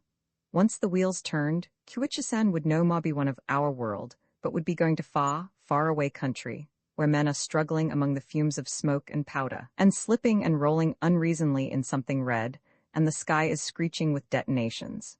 Kyuichi-san, who was going to a world of that weird sort, stood motionless in his car, gazing at us in silence. The bond of relations between us and Kyuichi-san, who caused us to come out here was to break here, was, in fact, breaking momentarily. The door of the car still stood open, as did the car window, and we were looking at each other, with only 6 feet between the going and the stopping. But that was all that remained of the bond, which was every second snapping. The conductor came along quickly, closing the doors, each door shut, increasing the distance between the going and the stopping. Bang closed Kyuichi-san's car door, and we now stood in two different worlds. The old gentleman unconsciously brought himself close up to the car window, and the young man held out his head. "Look out there." The train began to move almost before the words were finished. The sound of the engine working, coming in measured rhythm at first, gradually gaining in speed. One by one, the car windows passed us, and Kyuichi-san's face grew smaller and smaller. The last third-class car rolled before us, and just at that moment another head appeared out of its window. The unshaven face of the tramp peered out from under a worn-out brown soft hat, casting a sad, lingering look. The eyes of Nami-san and of the deserted one met unintentionally. The train was moving out in earnest. The face at the window disappeared instantly. Nami-san stood abstractedly, gazing after the departing train. Strangely enough, in that abstracted look of hers, I saw that missing compassion and pity visibly outstanding that I had never seen before. "That is the stuff, you've got it. With that coming, it will make a picture." I said this in a low voice as I patted Nami-san on her back. That moment, I completed the plan of my picture. "Roman 2, are you there?" I said, but no response came. I was standing before the humblest shop, which had at its rear papered sliding screens, shutting from view a room behind. A bunch of straw sandals for sale was hanging from the eave, swinging forlornly.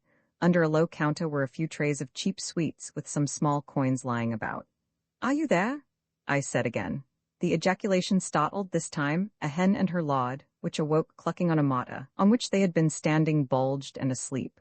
I was glad to find fire going in a clay furnace, part of which had its color changed by the rain that had been falling a minute ago. A tea kettle was hanging from a suspender over the furnace. It was black with smoke, too black, indeed, to tell whether it was earthen or silver. Receiving no answer, I took the liberty of walking into the shop and sitting on a bench before the fire, and this made the fowls flap their wings and hop from the matter onto the raised and matted floor, and they would have gone through the inner room had it not been for the screens. The birds clucked and cackled in alarm, as if they thought I were a fox or a cur.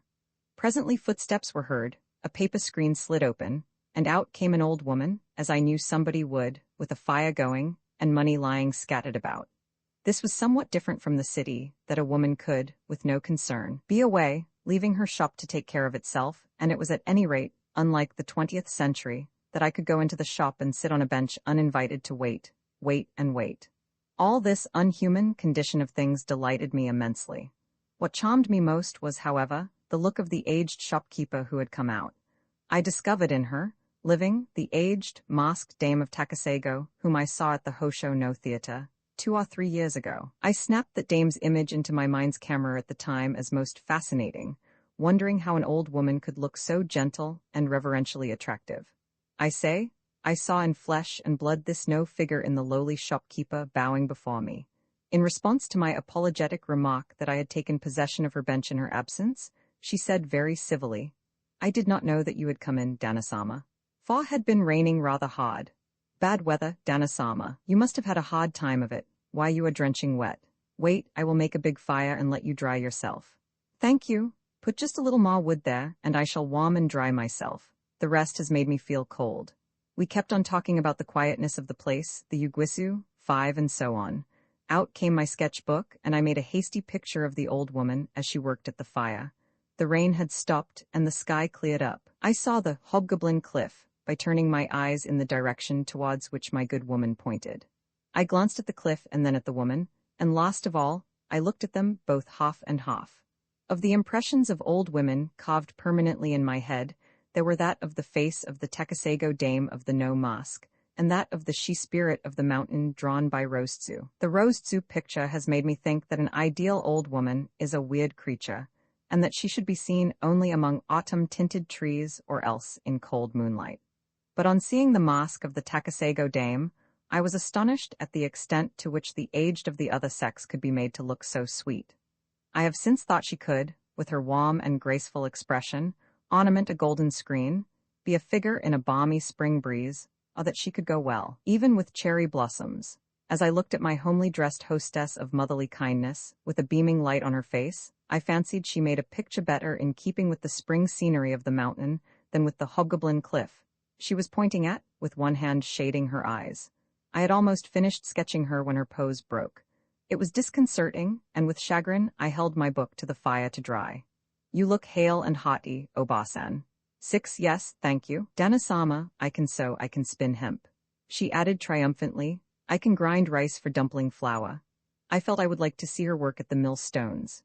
However, such a request was out of place, and I changed the topic of conversation by asking her if it was not more than 2.5 miles to Nakoi. "No, Dana-sama, about 2 miles they say. You are going to the hot spring there, then?" "I may stop there a while, if the place is not crowded. Or rather, I should say if I am in the mood." "No crowding, I am sure, Dana-sama. The place has been almost deserted since the war, Russo-Japanese, broke out. The spa hostelry is all but closed. Well, well, they won't let me stop there then. Oh yes, they will any time, Danasama, if you just ask them. There is only one hotel there, isn't that so? Yes, Danasama, ask for Shiota and anybody will tell you. Squire Shiota is a rich man of the village, and one doesn't know to call the place which. A hot spring resort or the old gentleman's pleasure retreat. Is that so? Guest or no guest makes no difference to him then. Danasama is going there for the first time? No, not quite, I was there once long ago. There came a temporary lull in our conversation here, as if by mutual agreement. In the silence that followed, I once more took out my sketchbook and began to make a picture of the rooster and his mate, when the jingling of bells caught my ear, the sound making a music of its own in my head. I felt as if I were listening, in a dream, to a Motoran pestle rhythm coming from a neighbor's. I stopped sketching and wrote down instead, Harukazir Inenga Mamini 7 Umano Suzu. 8 coming up the mountain. I passed 5 or 6 pack horses, and found them all wearing aprons between their fore and hind legs, with bells jingling about their necks. I could not help imagining I was encountering in spirit ghosts long past. Presently there rose above the jingling of bells a quaintly long-drawn note of Megoyuta, 9 floating dreamily in the peaceful spring air of the mountain, and gradually coming upward. This made my rustic but gentle hostess say, as if speaking to herself, somebody is coming again. Every passer, coming and going, seemed to be the good woman's acquaintance, since the pass lay in a single line, and all traffic must go by the humble tea stall. All of the half-dozen drivers of pack horses I met on the road must have come up or gone down the mountain, every one of them making her think somebody was coming. I could not help wondering how often, indeed, times out of number, her ears must have caught the jingling of bells in the years past, that had turned her hair so completely gray. Oh, how long she must have lived in this little place with its lonely road, where spring had come and gone, gone and come, with no ground to walk on, lest one crushed little flowers underfoot. I wrote down another haiku in my book. Meigo Utea Shiragamo summed Kuriru Haru. 10 The little verse did not quite express my poetical fancy, and I was gazing at the point of my pencil to compress into 17 syllables the ideas of gray hair, and the cycles of years as well as the quaint tunes of a country pack-horse driver, and departing spring, when a live bucolic individual, leading a pony, halted before the shop and greeted the old woman. Good day, Obasan. 11. Why, it is you, Jensen. You are going down to the town? I am, and shall be glad to get, if there be anything you want down there. Let me see. Stop at my daughter's, if you happen to go along Kajicho, and ask her to get for me a holy tablet of the Raiganji temple. All right, only one, eh? Your Oaki-san 12 is very lucky that she has been so well married, don't you think so, Obasan? I am thankful that she is not in want of daily needs. Maybe she is happy. Of course she is. Look at that Jo-sama 13 of Nakoi. Poor Jo-sama, my heart aches for her, and she is so beautiful. Is she any better these days? No, the same as ever. Too bad, sighs mine hostess, and yes, too bad, assents Jensen, patting his horse on the head. A gust of wind came just then and shook a cherry tree outside, and the raindrops lodging precariously among its leaves and flowers shed like a fresh shower, making the horse toss his long mane up and down with a start. I had by this time fallen into a train of fancy from which I was awakened by Jensen's woe and the jingling of the horse's bells, to hear the Obasan say, "Ah, I still see before me the Jo-sama in her bridal dress with her hair done up in a high Shimada style and going horseback." Yes, yes, she went on horseback, not by boat. We stopped here, didn't we, Obasan? Aye, when the Jo-sama's horse stopped under that cherry tree, a falling petal alighted on her hair, dressed so carefully. The old woman's word sketch was fascinating, well worthy of a picture, of poetry.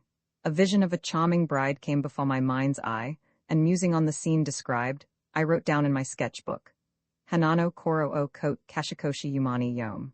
14. I had a clear vision of the girl's hair and dress, the horse and the cherry tree, but strangely enough, her face would not come to me, eagerly as my fancy traveled from one type to another. Suddenly Mille Ophelia came into the vision under the bride's Shimada coiffure.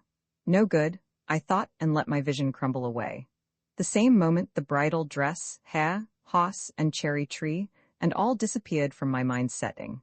But Ophelia, floating above the water with her hands clasped, remained behind mistily in my mind, lingering with a faintness, as of a cloud of smoke brushed with a palm fiber whisk, and producing a weird sensation as when looking at the fading tail of a shooting star. Well, goodbye, Obasan. Come again on your way back. Bad time we had with the rain. The road must be pretty bad about the 7 bends. Jensen began to move in his horse to trot as he said, rather a job, leaving behind the jingling of bells. Was that man from Nakoi? Yes, he is Jembe of Nakoi. Do I understand that that man crossed this mountain with a bride on the back of his horse, some time or other? He passed here with the Josama of Nakoi on the back of his horse, when the ladybird went to her future husband's house.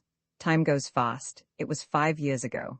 She is of a happy order, who laments the turning white of her hair only when she looks into the glass. Nearer and immortal, I thought, was my old woman who became conscious of the swiftness of fleeting time only by counting 5 years on her fingers. I observed to her, she must have been charming. I wish I was here to see her. Ha ha, but you may see her. She will come out, I am sure, to receive you if you put up at the Hot Spring Hotel of Nakoi. Why then, is she back in her father's house now? I wonder if I could see her in her bridal dress with her hair done up in the shimada. Only ask her. She will most likely oblige you by appearing in the dress of her bridal tour. Impossible? I thought, but my boss N15 was quite in earnest. After all, my unhuman tour would be insipid if it were all commonplace with no such characters. My good woman went on. There is so much alike between the Josama and Nagarano Otome. You mean in their looks? No, I mean in their life. But who is this Nagarano Otome? Long, long ago, there was the maid of Nagara, the beautiful daughter of a rich man, and the pride of this village. Yes. Well, Danasama, 2 men, Sasada Otoko and Sasebo Toko, fell in love with her both at once. I see. Shall she accept the hand of the Sasada man, or should give her heart to the Sasabe man? She tormented herself for days, weeks, and months, with the perplexing problem, until unable to allow herself the choice of one in preference to the other, she ended her life by throwing herself into a river, leaving behind her an ode. Akizukeber, Obanagar, Iani, Okutsayuno, Kenyubakumo, Wawer, Omo Hoyuru Kana. 16. I had little expected to hear such a quaint romance told in such old-fashioned language, least of all from such an old woman in the depth of a mountain like this. You go down about 600 yards east from here, Danasama, and you will come upon the 5-element spiral tombstone on the roadside. That marks the eternal home of Nagarano Otome. You should pay a visit to the grave on your way to Nakoi. I resolved by all means to see the grave. The bossen went on to tell me, the Josama of Nakoi had, in her evil days, her hand sought by 2 suitors. One of them was a young man she met while she was at school in Kyoto, and the other a son of the wealthiest man in the castled town. So, which did she choose? The Josama herself would have had her lover in Kyoto if she could make her own choice, but her father forced her to accept the young man of the castled town. That is to say, she fortunately escaped drowning herself in the river. To her young husband she was as dear as his own life, and he did all he could to please her, but she was not happy to the worry of all. Soon after the present war had broken out, her husband lost his job, the bank where he was working closing its doors, while the same cause wrought the ruin of his own family. This made the Josama come back to her father's house in Nakoi, and gossip has been busy making a heartless and ungrateful woman of her. As a girl, the Josama was always coy and gentle, but she has latterly been changing into a woman of unwomanly high spirits. So says Jembe every time he passes here, as he feels really sorry for her. I did not want to hear more, to have my fancies spoiled. The woman's story was beginning to smell of human ills and worries, and I felt as if somebody was wanting back the fairy wand, when I was just becoming celestial. It cost me uncommon pains to negotiate the perils of the 7 bends, and reach here. All that, and the very reason of my wandering out of my house, would have been lost, if I were now to be so recklessly brought back to the everyday world. This and that of life are all very well up to a certain point, but past that limit it brings a worldly odor that enters you through the pores of the skin and makes you feel heavy with dirt. So I started to go, with this departing word, after depositing a silver piece on the bench. The road is straight to Nakoi, is it not, Obasan? Turn right, down the slope from the tomb of Nagarano Otome, and you will make a saving of some half a mile. The road is not very good, but a young gentleman like you would make a shortcut. God bless you for such generosity. Take good care of yourself, Danasama. Roman 3. I had a queer time of it last night. About 8 o'clock I reached the hotel. It had already closed up for the night and was but dimly lighted. I could not, of course, tell then the plan of the house or the layout of its garden, to say nothing of its bearing on the points of the compass. I was led by the nose, as it were, through a long, winding sort of passage, at the end of which I was put in a small room of about 6 mats. I could not at all tell where I was. The place had so completely changed since I was here last. After supper, and then a dip in the hot spring bath, I was sipping tea in my room, when a young girl came in, and asked me if she should make my bed. What struck me as not a little strange was that it was the same girl who had come out to let me in when I arrived. It was this same girl who had brought me supper and waited on me. It was this same girl who had showed me to the bathroom, and it was again this same girl who took upon herself the trouble of making the bed for me. This little woman seemed to have everything on her shoulders in this establishment, and yet she seldom spoke a word. I would have done her injustice, however, if I said she was country-looking. When she went before me, with her girlish crimson by 17 tied unsentimentally on her back, and with an old-fashioned burning candle in her hand, taking me round and round along a corridor-like and stairway-like passages, when she with the same crimson obi and the same candlestick, led me down places, of which it was difficult to say whether they were corridors or staircases, down to the bath tank, I felt as if I were myself a figure in a picture moving in a world of canvas. When she waited on me at supper, she begged me to put up with the room I was in, which was, she said, one of family use, as the other rooms were undusted, no guests coming these days. When she finished making my bed, she spoke humanly, wishing me a good night of rest, before she left my room. My ears followed her footsteps along the long, wriggling sort of passage until they finally died out far away. Then stillness fell, and the whole place seemed to have become deserted by all things human. Only once before in all my life, I went through an experience like this. Long ago, I crossed Boshu from Tateyama to the Pacific Sea coast, and went on foot from Kazusa to Choshi along the seashore. On the way I stopped overnight at a place. And I cannot say less vaguely as the name of the locality, and of the inn where I lodged had both long since been forgotten. It is not even clear that it was really an inn where I passed the night. The house was very large, but inhabited by only 2 women. I asked them if they would let me stop overnight. The older of the 2 said yes, and the younger said, "This way, please."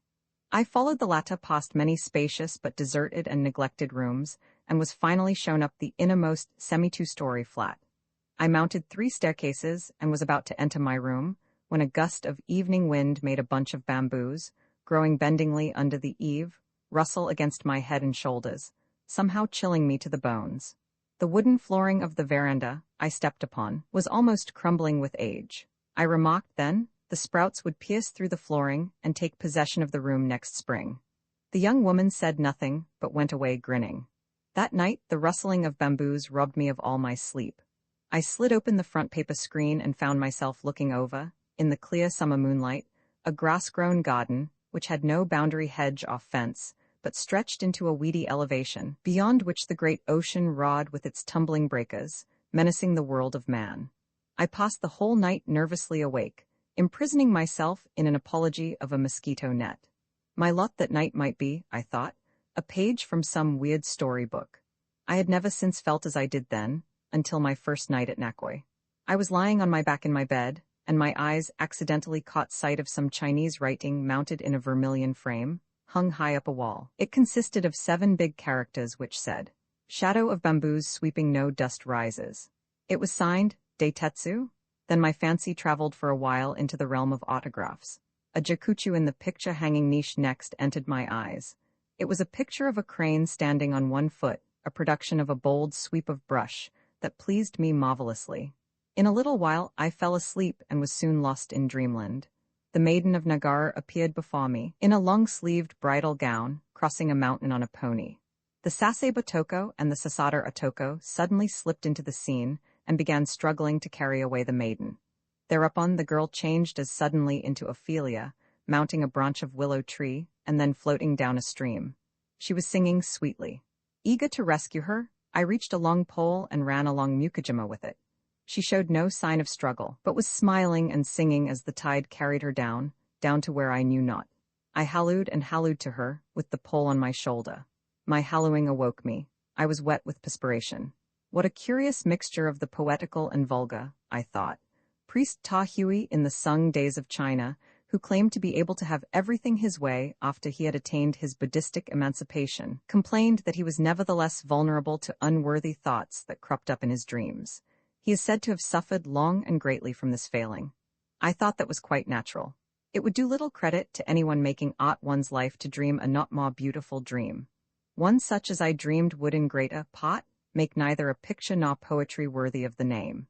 Thinking thus, I turned my body over in bed and saw the moon shining on the paper screen, casting on it the shadow of some branches of tree. The night looked almost bright. Possibly just a fancy, but I thought I heard someone singing or rather chanting softly. I pricked my ears to know if it was a song that had escaped from dreamland into this world of reality, or a real voice flowing into dreams. I was sure there was someone singing.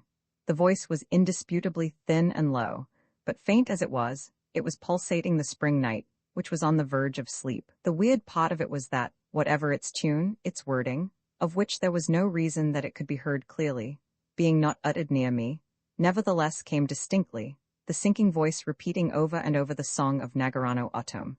Even like the dewdrop that when autumn comes, lodges on grass leaves, must I roll off to die.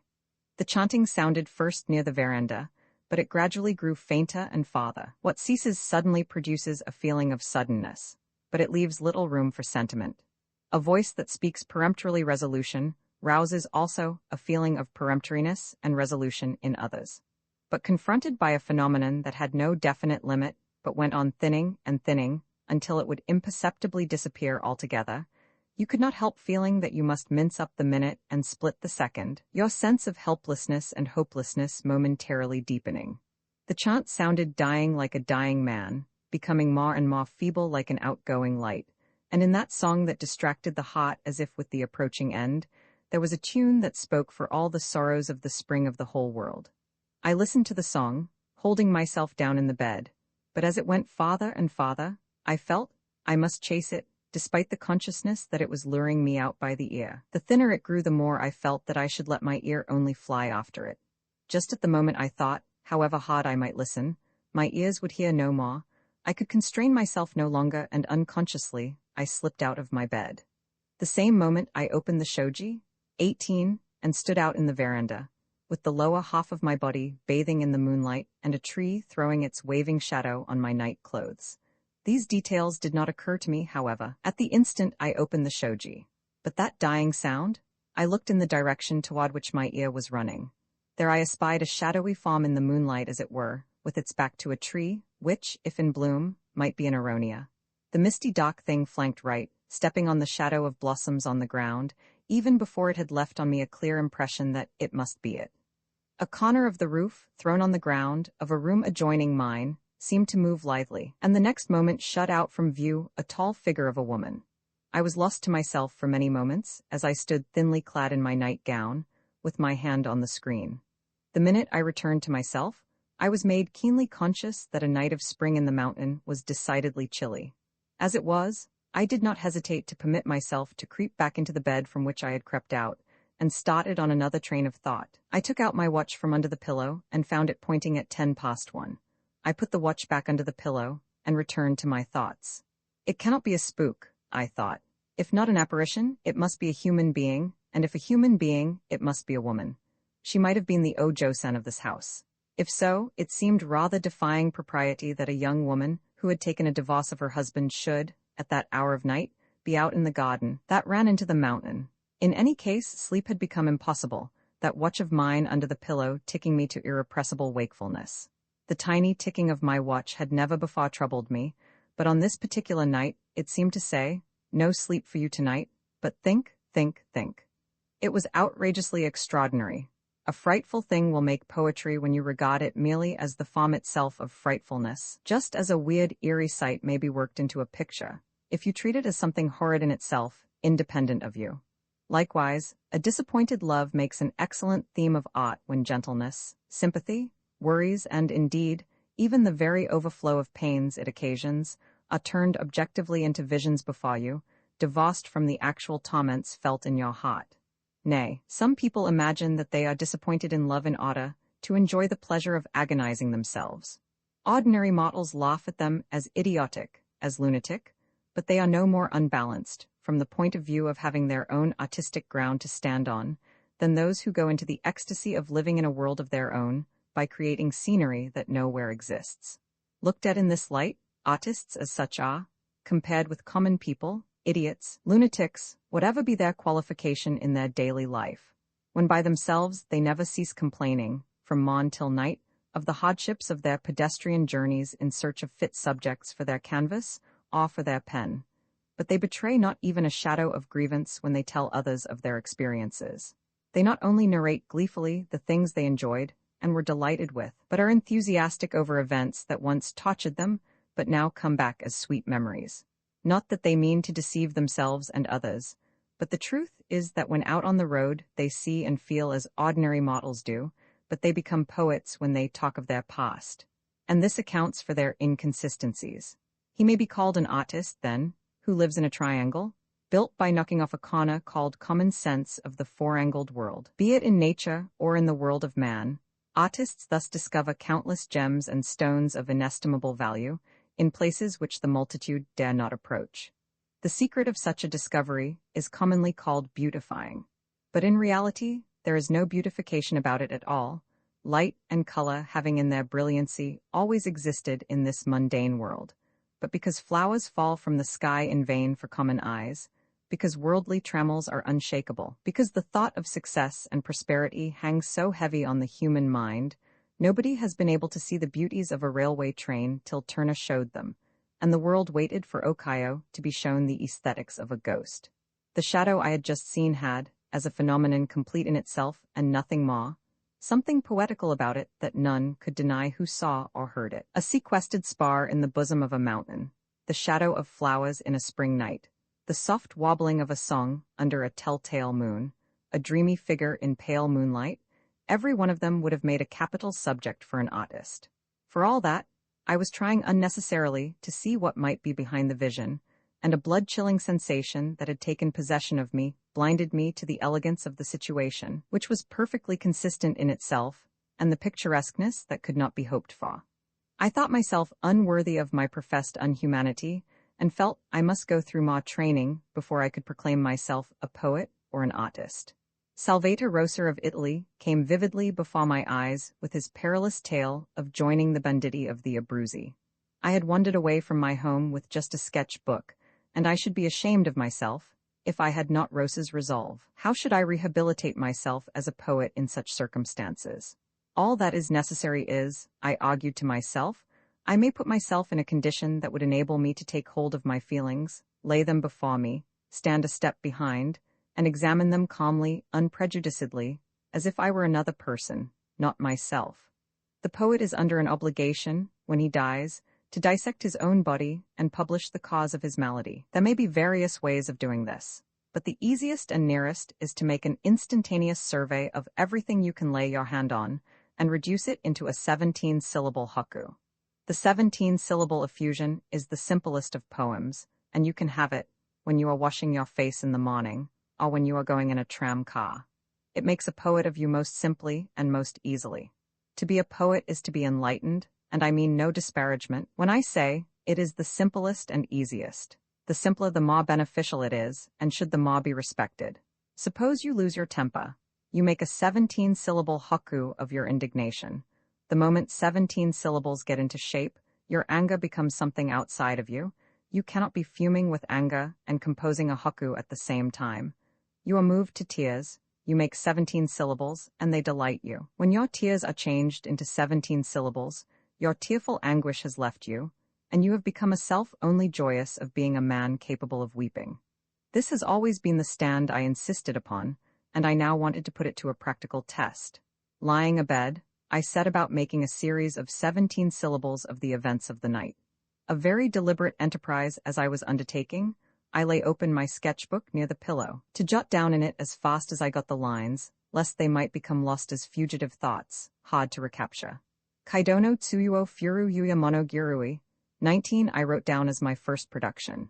If the reading of it did not strike me as particularly captivating, neither did it give rise to any uncomfortably creepy feeling. I next jotted down.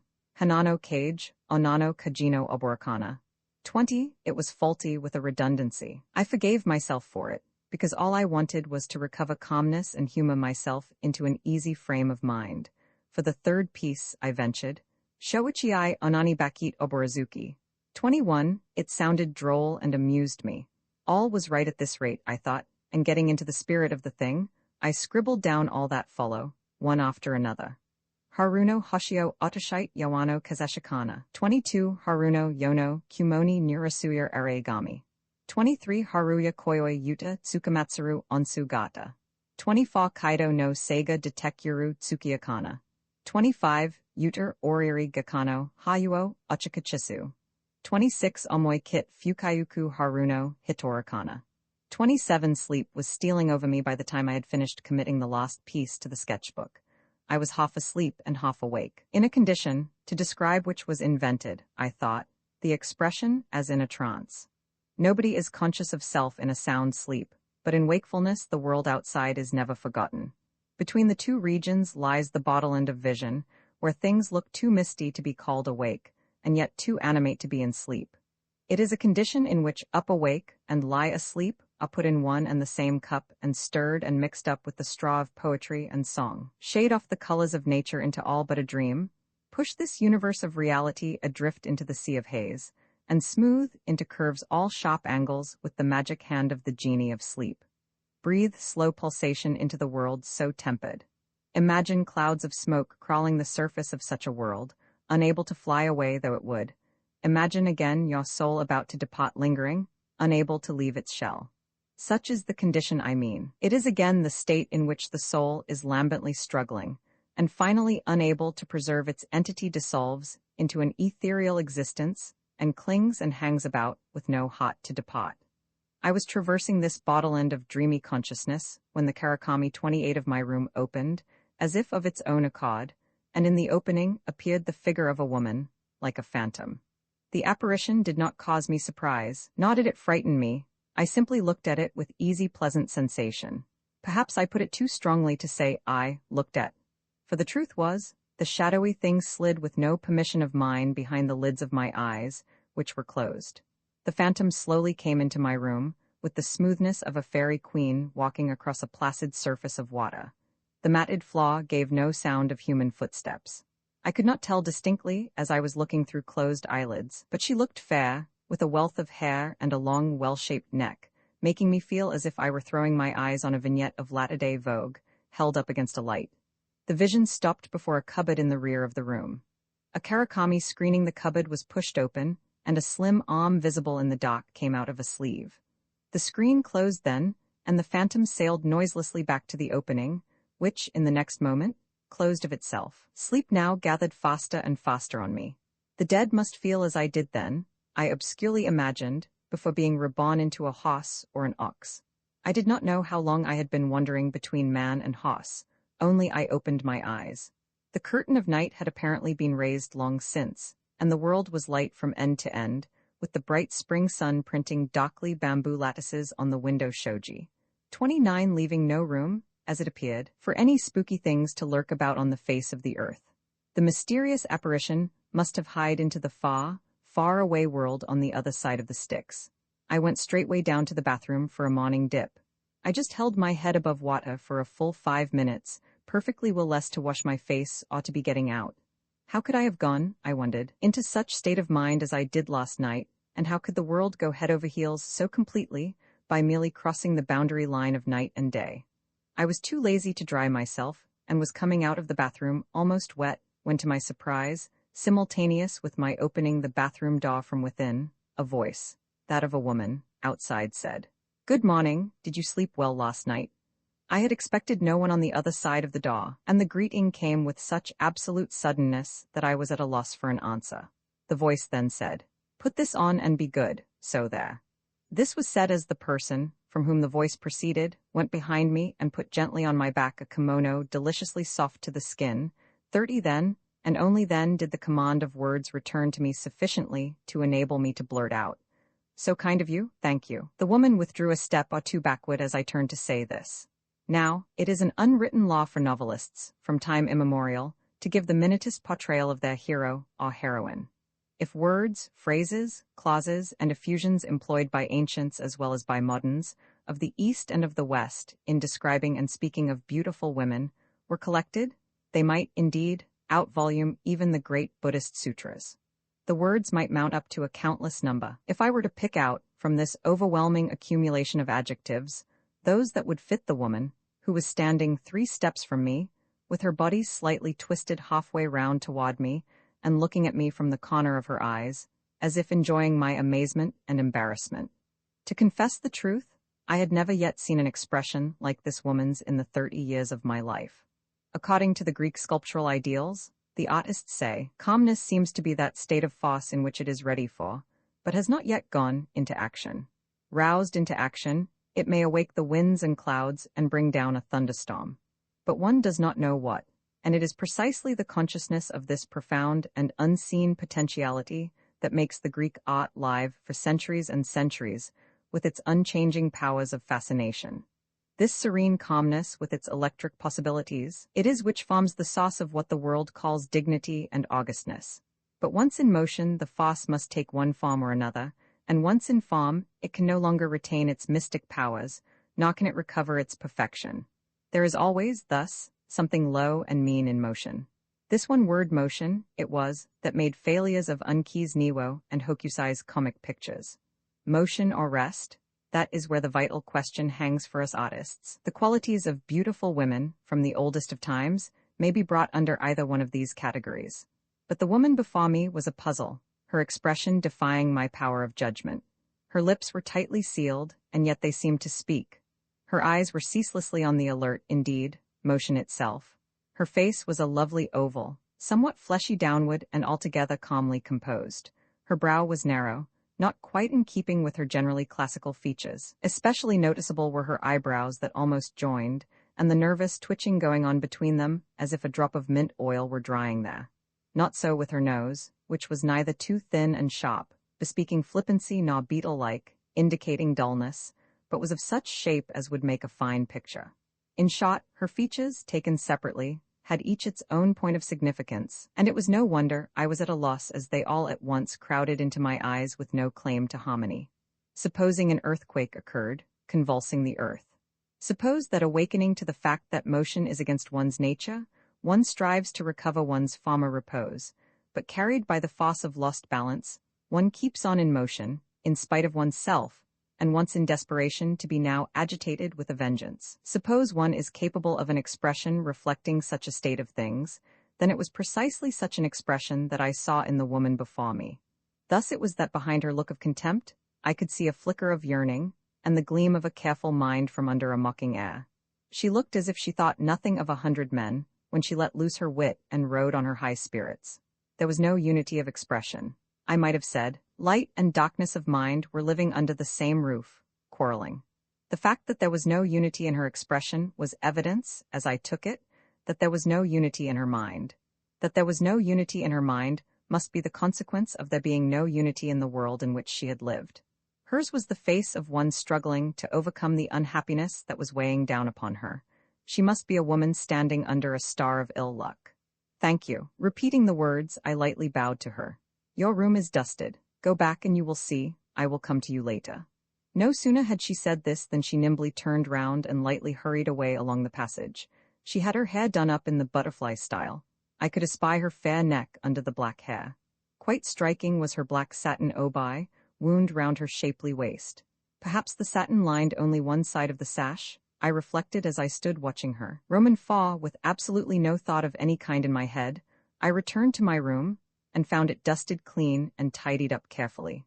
Then I recalled last night's apparition, and felt an irresistible curiosity to look into the closet. I went up to it and opened the paper screen. I found inside an undersized chest of drawers, with a woman's obi draping down its side, suggesting that somebody had carried away in haste some clothes on the cabinet. One end of the obi was in a layer of folded kimono of feminine color. Some books on shelves occupied one corner of the closet, one of the Zen 31 priest Hakuon's works, and the classical Ice Monogatari, standing out conspicuously among them. Giving myself no reason, I resumed my seat on the cushion at the low teak wood table, which served as my desk. On the table was my sketchbook, carefully placed in the center, with a pencil between its leaves. I took up the book, wondering how the things I wrote in dreams would look in the morning. Kaidono tsuyuo furu yuya monogirui. Somebody wrote this under it. Kaidono tsuyuo furu yuya asagarasu. 32 scribbled in pencil. The style of writing was not as clear as it might be. I thought it too stiff for a woman's hand but too flaccid for a man's. Anyway, it was another surprise to me. I went on reading the next piece. Hanano Kage Onano Kajino Oborakana. 33 This had under it. Hanano Kage Onano Kagio Kasankari. 34 The third piece, Sho Ichiai Onami Bakit Obораzuki, was revised beneath into Onzoshi Onani Bakit Obораzuki. 35 Were they meant to be imitations or corrections or a vindication? Was the pati a fool, or was it an attempt to fool? I gave a puzzling shake to my head. Later, she said, I told myself. She might put in her appearance when the meal was brought in, and I might get some light then. What time could it be? I looked at my watch, and it was past 11 o'clock. Such a long sleep I had, I thought. To do with only 2 meals would at this rate be good for my stomach? I pushed open a paper screen on the right side of my room, and looked out for a sign of last night's fantasy. What I took for an aronia was indeed a tree of that name in blossom, but the garden was smaller than I fancied. The whole place was grown over with dark green moss, apparently so nice to walk on, and almost burying 5 or 6 stepping stones.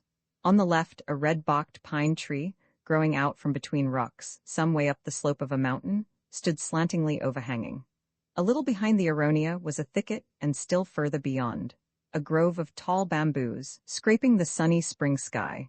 View to the right was shut out by a ridge of roof, but judging from topography, I should say the ground descended in a slow gradient towards the bathhouse. The mountain had at its foot a hillock, and the hillock was surrounded by a belt of level land, about half a mile wide. This belt glided on the outer side into the bottom of the sea, and rose sharply again 40 miles away, forming the islet mire of 13 miles in circumference. This was the geography of Nakoi. The spa hotel is built at the foot of the hill, with its back terraced as closely as possible against its steep side, taking in half of its craggy slope for the scenic effect of its garden.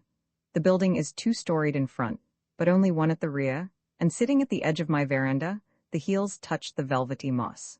It was no wonder, I had thought last night, that the house was a strangely planned one, with so many steps to go up and down, and up and down. I now opened the window in the left flank. A natural hollow, a couple of yards, both ways in a big rock, had turned into a pool of water, one does not know how long since, and was reflecting calmly in it, a wild cherry tree in bloom, while a bunch or 2 of giant-leaved creeping bamboos decked a corner of the rock. Yonder a hedge of what looked like boxthorns fenced in the garden. A road from the beach sloping upward, for climbing the hill, seemed to pass outside the hedge, and passers talking could be heard now again. Off the other edge of the road, orange trees covered the ground that fell southward, the declivity ending in a great bamboo jungle that flared white. I learned for the first time then that the bamboo leaves shine like silver when looked at from a distance. Above the jungle, the hill on the other side abounded in pine trees, and 5 or 6 stone steps were clearly visible between their red trunks. Probably a temple stood on the hill. I went out into the veranda and found that it turned square with its railing. An upstairs room across an inner caught in the front section of the building filled up space, which should, as I judged from its bearings, give a view of the sea. It was jolly that, leaning against the railing, I was upstairs as high. The bath tank being situated in the basement, and from the standpoint of taking a bath, I might be said to be living on the 3rd floor. The house is quite large, but the living quarters and kitchen apart. Shutters were down in nearly all the rooms, except the upstairs one in the front section, another next to mine by turning to the right along the veranda, and my own, of course. Evidently, I was the only guest stopping there. The rain doors were all closed, but judging from the look of things, I might wager pretty safely that once they opened those doors, they would not go to the trouble of shutting them again, even at night. One might even suspect they did not bother themselves about locking the entrance door. I should say, an ideal place for an unhuman sojourn. It was almost noon by my watch, and I was beginning to feel somewhat empty, but there was no sign of any tiffin forthcoming. Imagining myself a wanderer in the familiar line of poetry, void the mountain, not a soul seen, I thought I might do without a meal or so cheerfully. I felt too lazy to paint. As for the poetry, I have been living it, and it appeared to me decidedly unwise to try to compose one. I have brought with me a few books tied into my tripod, but even that I felt in no mood to untie and read. Lying with the shadow of flowers on the veranda, with my back basking in warm sunshine of spring, I was in the height of worldly delectation. I shall fall off if I thought an emotion was dangerous. If I could help it, I did not want even to breathe. I felt like remaining immobile for a fortnight or so, like a plant growing out of the floor matting. Presently, I heard somebody walking along the passage, and then coming upstairs. As the footsteps neared, I judged there were two. No sooner had they stopped outside my room than one of them went back the way he or she came, without a word. The karakami opened, and I expected to greet her of this morning. I felt as if I had missed something when I saw that it was only the young maid of last night. "Sorry, Dana-sama, we kept you waiting." So saying, the girl placed a portable dinner table before me, with not a word of reference to the missing breakfast. On the table was a dish of broiled fish with something green, and a lacquered bowl, which, on taking off the cover, revealed a clear soup with some young ferns and some red and white shrimps. The colors of shrimps were so lovely that I kept looking at them a while. "You don't like that, Dana-sama?" asks the girl. "Yes, I am going to take it," I said, but in my mind I was loath to eat so charming a thing. I remembered reading in a book that taking some salad into his dish and looking at, Turna said to one sitting next to him at dinner that its color was refreshing and was the one he used. I wished very much that I could have let Turna see the shrimps and the ferns. In my opinion, there is nothing beautiful in color in Western dishes, excepting perhaps salad and radishes. I cannot, of course, say anything from the nutritious point of view, but I must say that theirs is very uncivilized from the artist's point of view. On the contrary, the Japanese dishes are all superbly beautiful, be it the soup, the pastry, or the sliced raw fish. You may come away without taking a single chopstickful of things set before you, but you may consider yourself fully repaid for having been at a tea-house, from the point of view of having feasted your eyes. "There is a young lady here?" I asked the girl as I put down the soup bowl. "Yes, sir." "Who is she?" "She is the young mistress." "Is there any elder mistress besides her?" "She died last year." "And the master?" "He lives here and the lady is his daughter." "That young lady?" "Yes, sir." "Are there any other guests?" "No, sir." "Only myself, then?" "Yes, sir." "What does the young mistress do every day?" "Sewing." "And?" "She plays samisen." 36. How unexpected, however quite interesting. And so, what else?" I asked. "She goes to the temple," answers the girl. Unexpected again. The samisen playing and the temple going are decidedly a curious conglomeration. Does she go there to worship? "She goes there to see the Osho-sama." 37. Does the Osho-san take lessons in samisen? "No, sir." "What does she go there for?" "She goes there to see Deitetsu-sama." It dawned on me that Deitetsu must be the priest who wrote the framed calligraphy on the wall. Judging from its wording, Deitetsu must be a Zen priest, and Hakuon's book in the closet must belong to him. "Is this a living room for anyone of the family?" "Yes, sir, the mistress lives here." "Is that so?" "Well then, she had been here till I came in last night." "Yes." "I am sorry, I have robbed her of her room. And what does she go to see Deitetsu-san for?" "I don't know." "Anything else?" "Many other things." "What many other things?" "I don't know." This put an end to my catechism, and also to my tiffin. The girl took away the little table.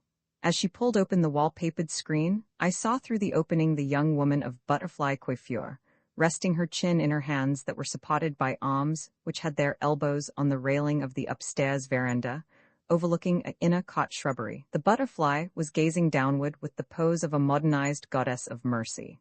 In contrast to how she struck me this morning, she was serenely calm. Looking downward as she was, I could not tell how her eyes were moving. I could only wonder if any change had come into her expression. An ancient says that nothing speaks better for a person than his pupils. He is right. How can a man conceal? There is, indeed, no organ in human body so alive as the eye. 2 real butterflies flew upward, twirling around each other from under the railing, on which the human butterfly was leaning quietly. It was just at this juncture that the girl opened the Fusuma 38 of my room, and the noise made the woman yonder lift her eyes from the butterflies and direct them toward me. Her eyes shot through the space like a shaft of rays and hit me between my own. My heart throbbed, but the same moment the girl closed the screen. The momentary spell broke, and I returned to the noontide of balmy spring. I again stretched myself full length on the matted floor, and soon I was reciting. Sadder than the moon's lost light, lost is the kindling of dawn, to travelers journeying on, the shutting of thy fair face from my sight.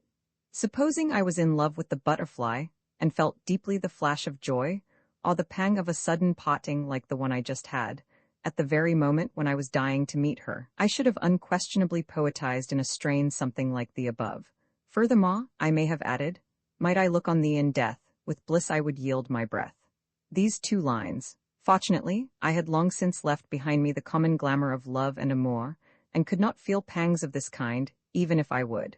Nevertheless, the poetical significance of the event that had just happened was well brought out in the 6 lines. Not that there was any such hot's anguish between the butterfly and myself.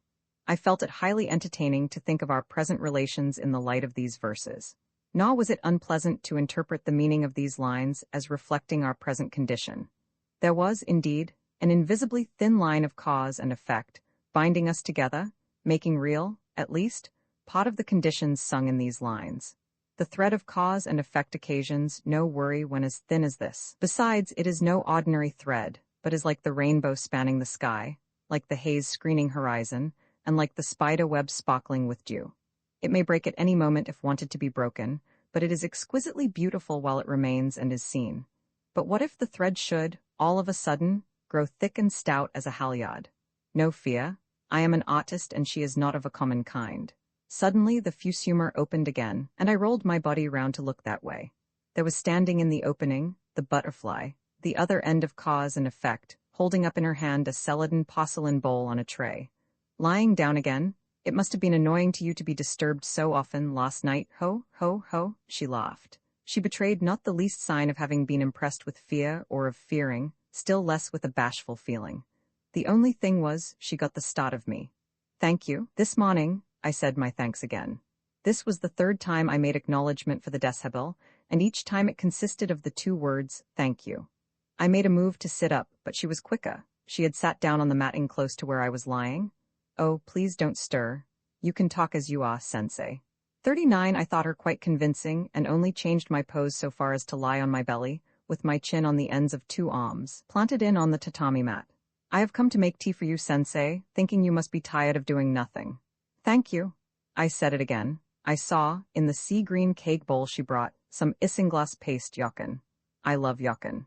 Not that I am eager to eat it, but to me it appeals decidedly as an object dot, with its fine, smooth surface that glistens semi-transparently as the light strikes it. Especially pleasant-looking is the one of light green, with its luster and its appearance of being wrought with marble and gyoku stone. In a celadon bowl, it looks as if just born out of it. It makes me feel like putting out my hand and feeling it. No Western cake, that I know of, produces such delicious impression as the yokin. Cream is agreeably soft in color, but there is something heavy and thick about it, while jelly, with all its look of a precious stone, trembles so that it is devoid of the weightiness of the yokin. It is an insuperable abomination when it comes to a tower of flour, milk, and sugar. Oh, very nice. Jembi has just brought it back from the town. I hope it is good enough for your taste. Jembi must have stopped overnight in the town, I thought, but I made no answer. It made no difference to me where the thing was got or by whom. The thing being beautiful, I should be content with thinking that it is beautiful. This celadon bowl is exquisite in shape and superb in tint. It makes a worthy match to the yokin. The woman smiled a smile that betrayed a shadow of contempt playing about her mouth. It was probable that she thought I was jesting. If that is the case, my words, I must confess, fully deserved contumely. When a witless fellow tries to be jocular, he generally lands himself on a sorry exhibition of this kind. Is this Chinese? I have no idea. The celadon had no place in her eyes. Somehow it appears Chinese to me. I looked at its base by holding up the bowl. Do you take interest in things of that sort, sensei? Would you like to see more? Yes, indeed. Father is very fond of bric-a-brac and has quite a collection. I shall tell father about you and let him invite you to a cup of tea. Tea? The word called up before me a picture I am not very enthusiastic about. In fact, it made me shrink back. I am persuaded that there is no refined idler that so unwarrantably puts on airs as the frothing tea imbiber. He almost suffocatingly narrows the wide world of poetry, and does things most self-importantly, most overstudedly, and most hair-splittingly. He drinks of foamy froth in altogether unnecessarily abject humility, and finds himself in the 7th heaven of joy. Such is the tea man. If there be any pleasure and interest in this intricate tangle of rules, then the denizens of the regimental barracks at Azabu must have joys and pleasures knocking about their nose. The right turn, and march on, lads must be all great tea men. Pshaw, they, the so-called tea men, are, to tell the truth, merchants, tradesmen, and the like, with no real taste culture, who have no idea of what makes nature-loving refinement, and swallow mechanically the tea rules adopted since the days of the great tea master, Rikyu, of 3 centuries ago, and delude themselves into being men of refinement. Theirs is a trick to make fools of real men of nature-loving refinement. Tea, you mean the tea-drinking ceremony? No, sensei, but tea with no ceremony, which you need not drink if you don't wish to, take a cup or even two. If that is the kind, then I may just as well. Father is very fond of showing his collection. Must I praise them to the skies?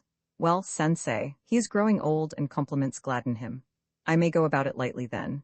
You may be generous into the bargain. Ha ha ha ha. Pardon my observing that you do not speak the countryside language. Not in language, but in person, you mean? In personality it is better for one to be of the countryside. Then I may give myself airs? But you have lived in Tokyo? Yes, I have been there, and also in Kyoto. I am a bird of passage and I have been in many places.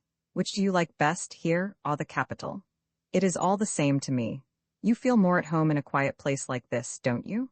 At home, or not at home, the life in this world depends all upon how you train your mind. It would be of no use to move into a land of mosquitoes when you got sick of the country of fleas. It would be all well if you emigrated into a country where there were neither mosquitoes nor fleas. If there be any such country, just show it to me, please, sensei. Show it to me now, says the woman earnestly. If you wish, I certainly will.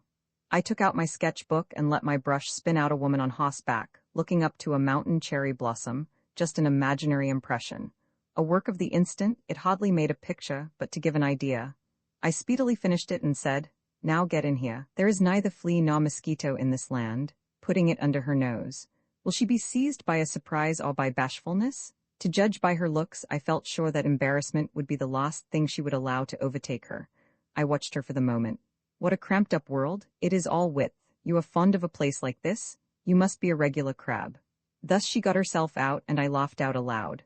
Ha ha ha ha. A sweet warbler that had come near the eave of the house broke its note in the middle of its song and hopped to a tree a little way off.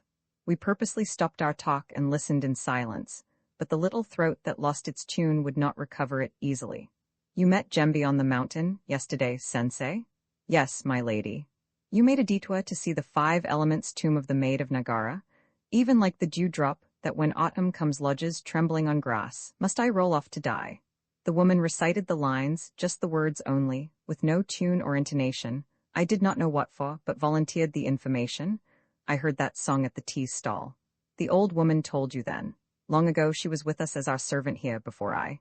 Here she looked at me, and I pretended to know nothing. It was when I was young. I used to tell her the story of Nagarano Otome every time she called on us after leaving here. The song was very difficult for her to remember, but hearing it told her so often, she finally got everything by heart. That accounts for it. I thought she knew a very literary sort of thing for a woman of her station. However, that song is a sad one. Sad, do you think? If I were that maiden, I would have never sung like that. In the first place, what good will it serve to throw yourself into a river and die? None whatever. What would you have done? What would I have done? Why, it is easy enough. I would have made sweethearts of both Sasada Otoko and Sasabe Otoko. Both? Yes, yes, you are great. Not great at all, but only natural. Now I see, you can thus get along without flying into the land of fleas or the land of mosquitoes. You see, you can live on without feeling like a crab. Ho ho kikayo. The wobbler recovered its note, which it had almost lost, and vindicated the fact with loudness that was wholly unexpected. Once recovered, the song seemed to flow out of its own accord, as the bird held down its head, quivered its swelling throat, opened its mouth as wide as it could, and kept on. Ho ho kikayo. Ho hok kayo. The bird went on without stopping, and the woman took the trouble to tell me. That is the real poetry. Vi pardon, Danafati, but may I ask you if you are from Tokyo? Do I look from Tokyo? Look, why a glance your language tells. Can you tell where in Tokyo? Well, that is a puzzler. Tokyo is so large. Let me see, you cannot be from downtown. You must belong to uptown. The uptown parts are Kojamachi, or Koishikawa? If not, you must be from Ushigome or Yotsuya? Somewhere around there. You seem to know Tokyo well. Well, I am Tokyo-born. Dana, look what I may. No wonder, I thought you looked a city man. Aha, he, it is all up with a fellow, Dana, when he comes down to this. What made you to drift into a place like this? You are right, Dana, it is drifted that I have done. I had gone down so low that I could not go lower, and had to say goodbye to Tokyo. You ran a barber shop from the beginning? No, not ran, Dana, I am only a journeyman barber. There is a block named Matsunagacho, a dingy small place, a gentleman like you don't know it, of course. But Rukenbashi, you don't know that either, eh? It is a pretty well-known bridge. I say, give me little more soap, won't you? It hurts. It hurts. I am very particular about shaving, Dana. I never consider my work done until I have gone over a long and then gone over contrariwise, cutting each individual hair at the very root. No, what the latter-day barbers do is not shaving but letting the razor slide over the face. Bear it a bit more and you will be done. Bear I have done, quite a while now. There is a good fellow, put some warm water if not soap. You can stand no longer? My shaving never hurts. The fact is, you have allowed your beard to grow too long without shaving. The barber reluctantly let go my cheek, which he was pinching with the force of clenched nippers, and taking down a thin apology of a red cake of soap. He had no sooner wetted it in a basin of water than he went all over my face with it. To have a piece of soap applied directly to the skin of my face was one of my rarest experiences in barber shops, and I was not overpleased to see that the water in which the soap was dipped had the appearance of having stood there for some days. Sitting in a barber's chair, I was called upon, in vindication of my right as a customer, to look into a mirror. I have been thinking for some time, however, if I should not waive this right. A mirror owes it to itself that its surface is perfectly even and flat, and the image it reflects shall be faithful to the original. If the owner of a mirror, which is not possessed of this common quality, forces you to look into it, you may charge him, as you will a poor photographer, with intentionally injuring your looks. Snubbing the vein may serve cultural purposes, but I fail to see the justice of insulting you by calling a reflection your face, which makes a mockery of it. The mirror, which I was expected to exercise patience to look into, has decidedly been insulting me. I slightly turn my face right, and the mirror makes all nose of it. I turn left, and my mouth extends clear up to the ears.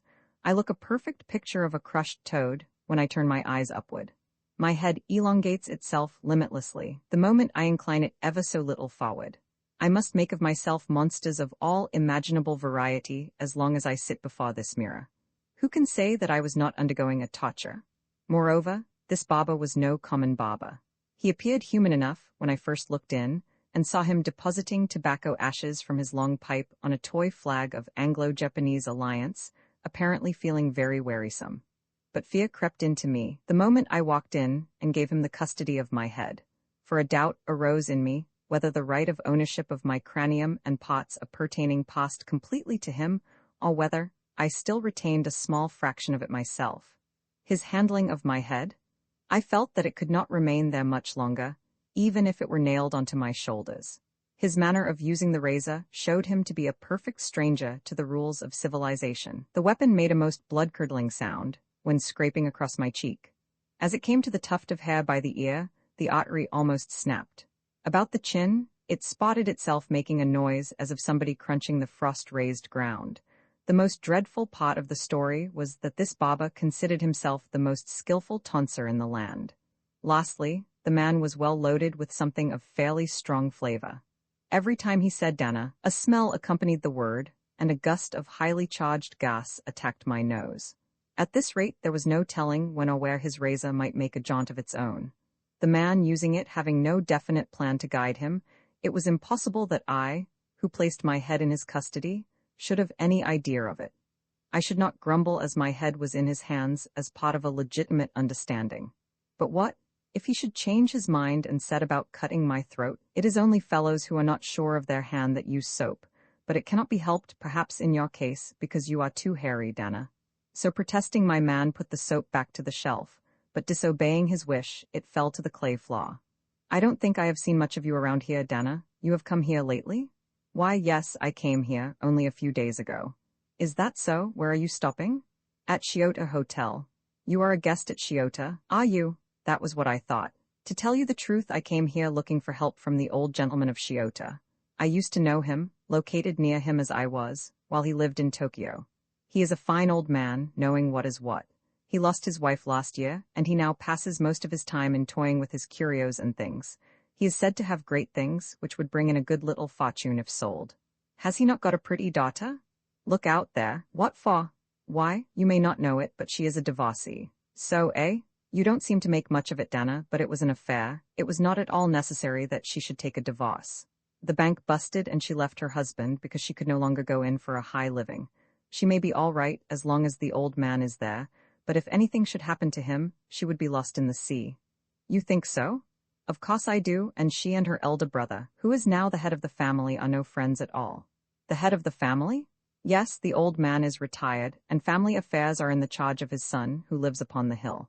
It is a fine place he lives in, with a most beautiful view. You should have a look at it. Oh, say give me another coat of soap, it is hurting again. Your skin must be very soft. It is because your beard is too tough. You must have a shave at least once in 3 days. If my shave hurts you, you can't stand it anywhere else. I shall do so in future, or I may have it every day. You are going to stay so long? Do you know that you are running a risk? I should say don't. No good will come out of it. You don't know what trouble you will bring upon yourself by getting tangled up in a silly affair. Why? Ah, Dana, that woman is pretty to look at, but you must know that she is not right in the head. Why? Why, the villagers all say she is crazy. There must be some mistake about that. No, we have a proof that it is not. Don't, Dana, it is risky. I am perfectly safe. What kind of proof do you have? Well, it is a queer affair. Light a cigarette and take your time and I shall tell. Will you have a shampoo? No, thanks. Let me then shake off the dandruff a little. The Baba put his 10 fingers, which ended in well-grown nails, loaded with goodly deposits of dirt, upon my cranium, and set them in motion, most violently, forward and backward. The formidable nails plowed the root of each hair in my head, like a rake in the hand of a giant, combing a field of wild grass, with the power and swiftness of a hurricane. I do not know how many hundreds of thousands of hair there are in my head. I only felt that every one of my capillary growth was being uprooted, leaving the skin in wales, in addition to making the skull and the gray matter of brains vibrate most violently. So strongly did the man rummage my head. How do you feel now? Wasn't that good? You went at it pretty lively. Everybody feels clear in head after my scrub. I feel as if my head is dropping away. You are feeling so tired. It is the weather does it. Spring makes you feel lazy. Have a smoke. You must feel lonesome, Dana, stopping alone at Shiota? You must drop in to see me. The Tokyobon likes the Tokyobon. Your talk won't fall in with others. Does the Ojo-sen come out to say nice things to you? The trouble with her is she is all mixed up about right and wrong. You were going to say something about Ojo-san, and then you went about scrubbing my head and I felt as it was coming off. That was so. My head is so empty and I skip about so. I was going to say that the priest fell head over ears in love with her. The priest? What priest? The priestling of Kaikanji, of course. You haven't said a word about a priest, full-fledged or half-fledged. Haven't I? I am so hasty, Dana. The priest, that priestling was good in looks, of a cast that girls like. This Buzufati one became, I tell you, smitten by her of Shiota and at last wrote her a love letter. Wait a bit, did he go at it himself? No, it was he wrote. Let me see. I am getting mixed up. No, I am all right. I've got it so was in fright and consternation. Who was in fright and consternation? The woman, of course. By receiving the letter? That would be a saving grace if she were, but she is not of the kind to get scared. Who was it really, then, that was in fright and consternation? Why, he that spoke to her of his love. I thought he did not go at it personally. Oh, chuck it, it is all wrong. By receiving the letter, can't you see? Why, then it must be the woman, who was in fright and consternation. No, the man. If man, then it must be the priest? Yes, the priest, of course. But what scared him so? What scared him? Why, he the priest was in the temple assisting the abbot in the afternoon service. Then all of a sudden, the woman rushed into the temple. Lord, she must be off a great deal. Did she do anything? If I am so dear to you, come let us make love before our almighty Buddha, she said and hugged him by the neck. Ho! Consternation was no word, for poor Taean, the priest. He got all the shame he wanted by writing to a lunatic, and disappearing that night he died. Died? At least I think he must have killed himself. He could not have outlived the shame. I don't know about that. Maybe he is still living somewhere. Death would not have come out so well, the other party being a mad woman. Very interesting indeed. Interesting is no word for it. Why, the affair set the whole village a-roaring with laughter. But the woman, being off her mind, was all indifference as she still is. All will be well for a man so sober like you, Dana, but the party being what she is, you don't know what mess you will get into if you try to flirt with her. I have got to be careful, eh? Ha, ha, ha. The spring breeze came lazily wafting from the genially warm beach, and set the entrance curtain of the Baba's shop flapping sleepily, and a swallow cast its flitting shadow in the mirror before me, as it dived under the curtain with its body half-turned. Under the eave of a house on the other side of the road, a sexagenarian sat squatting on a slightly raised seat, and was busy shelling bivalves in silence. Every time a small knife went in between shells, a small flabby lump fell into a basket, and the empty shells were thrown away, 2 feet across the gossamer, they're adding to the height of a sparkling heap. Now and again the heap collapsed, sending the oyster, clam, and other shells down into a small brook, to be buried forever in its sandy bed. In no time the heap grew again under a willow tree, but the old man was too busy to think of a life beyond mollusks. He only went on throwing meatless shells upon gossamer. His basket seemed to be bottomless, and his spring day endless. The sandy stream ran under a 12-yard bridge, carrying the warm water of spring toward the seashore. Down where spring's water joined the tide of the sea, numberless fishing nets were drying in the sun, hanging from erect poles of longer or shorter lengths, and were giving, one might suspect, a fish-smelling warmth to the soft breeze wafting towards the village through their meshes. And one saw between them the placid face of the sea, undulating slowly like molten lead. No harmony was possible between this scenery and my Baba. If he were a man of strong personality, strong enough to impress me as powerfully as the scenery around, I should have been struck with a sense of great incongruity. Fortunately, however, my man was not so striking a character. However Tokyo-born, however high-spiritedly he might talk, he was no match for the all-genial and all-embracing influence of nature. My Baba has been essaying to break up this all-subjugating power of nature with all his caustic effervescences, but instead he has been swallowed up and was floating in the light wave of spring, not leaving a trace of the loud-talking Tokyo-born Baba. Inconsistency is a phenomenon to be found between persons or things of equal standing, but possessed of hopeless incompatibility in strength, spirit, or physique. When distance is very great between the two, inconsistency wears out, and will, instead, assume activity only as part of a superior power. Thus it happens that cleverness becomes a willing servant of greatness, the unintelligent of the clever, and horses and cattle of the unintelligent. My barber is making a comic exhibition of himself, with the beautiful scenery of spring for his background. He who tries to spoil the calm springy feeling is only adding to the profundity of that feeling. This man of very cheap vaporing cannot but prove after all a color in full harmony with the spring afternoon, which is symbolic of gloriousness. My man would make rather a good picture, and poetry, too, when studied in this light, and I stayed talking with him long after my shave was over, when a small head of a young priest put in an appearance, slipping in by the entrance curtain and said, "A shave, please." 42, the newcomer was a jolly-looking little priest in an old-fashioned gray cotton clothes, held together by a coil of light but cotton-wadded belt, under a mosquito net-like cloak. "You got a scolding, didn't you, the other day for loafing, Ryonen-san?" "No," I was complimented. "Complimented for catching minnows on your way to an errand, were you?" The Osho-san praised me, saying, "You did well, Ryonen, to take your time and play, young though you are. That accounts, eh? You have got many swellings in your head. Too much trouble to shave a bumpy head like this, but I let you off this time. Don't come again with a freak of a head like this." "Thanks, I shall go to a better barber when my head is in good shape."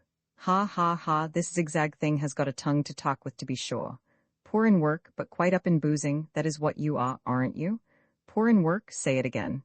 "Not I, but it is the Osho-sen who says it. Don't get so mad if you know how old you are." "Humph, the idea, isn't that so, Dana? Yeah, eh? Priests, they live high above the stone steps and have nothing much to look after. That must be what makes them so free in tongue. Even this little fellow can talk so. They'll lay down your head, lay down, I say, do you hear? I will cut you if you don't do as I tell you. You understand? The red thing will run. It hurts, don't be so rough. If you can't stand this sort of thing, how can you expect to be a priest? I am one already, but not full-feathered yet. Oh, say, by the way, how did Teian-san die?" "Teian-san is not dead." "Not dead? He must be dead. Teian-san has got a new spirit and is now hot at his study at Teibeiji Temple in Rikuzen. Everybody expects he will make a great priest by and by. A very good thing, indeed." "What is good? Priests may have their way, but it cannot be good even for them to decamp at night. You ought to be careful, you young one. It is woman who brings you trouble." "Speaking of a woman, does that crazy thing still come to the Osho-san?" "I have never heard of a woman named Crazy Thing. You blockhead, tell me, does she come or does she not?" "No crazy woman comes, but Mr. Shiota's daughter comes. The Osho-san may be great, but he won't be able to make anything of the poor girl. She is possessed by her former husband. That lady is a very worthy woman. The Osho-san speaks highly of her. That beats all. Everything is topsy-turvy up there, above the stone steps. Whatever the Osho-san may say, the mad must be mad, here now, all shaved. Hurry home and get another scolding." "No, not yet. I shall take little more time to get a good opinion of the Osho-san." "Do as you please, you long-tongued brat. Go on, you dry rot." "What? but the clean-shaved head dived under and was on the other side of the curtain, the spring breeze softly fanning it. I sat at my desk as the sun was going down. I had opened wide all the paper screens and doors of my room. The people of the hotel are not many, but its building is extensive. My room is far in the interior, with many turns of passage, separating it from the quarters inhabited by the not many people of the establishment, and no sound comes to disturb my thinking. It has been especially quiet today. I even fancied that the proprietor, his daughter, the young maid, and the manservant had all gone away unknown to me. Had they done so, they could not, I thought, have gone to an ordinary place. They must have flown to a land of hazes or of cloud. So far, far away that it may be reached only after floating lazily on the sea, carelessly and too lazy to steer, until drifted to where the white sail became indistinguishable from cloud or water, and indeed the sail itself could not tell whether it was the cloud or water. Otherwise they must have vanished, swallowed up in the spirit of spring, the elements of which they are composed returning to an invisible ether, untraceable in the great expanse of space, even with the help of a microscope. They might have become the lock, and flown to where the evening dusk was deepening into purple, after they have sung out the golden yellow of the rape flowers. Or else, they might be sweetly sleeping out the world a captive under a fallen camellia flower, failing to steal its nectar, after having served to draw out lengthily the long spring day, by turning into a gadfly.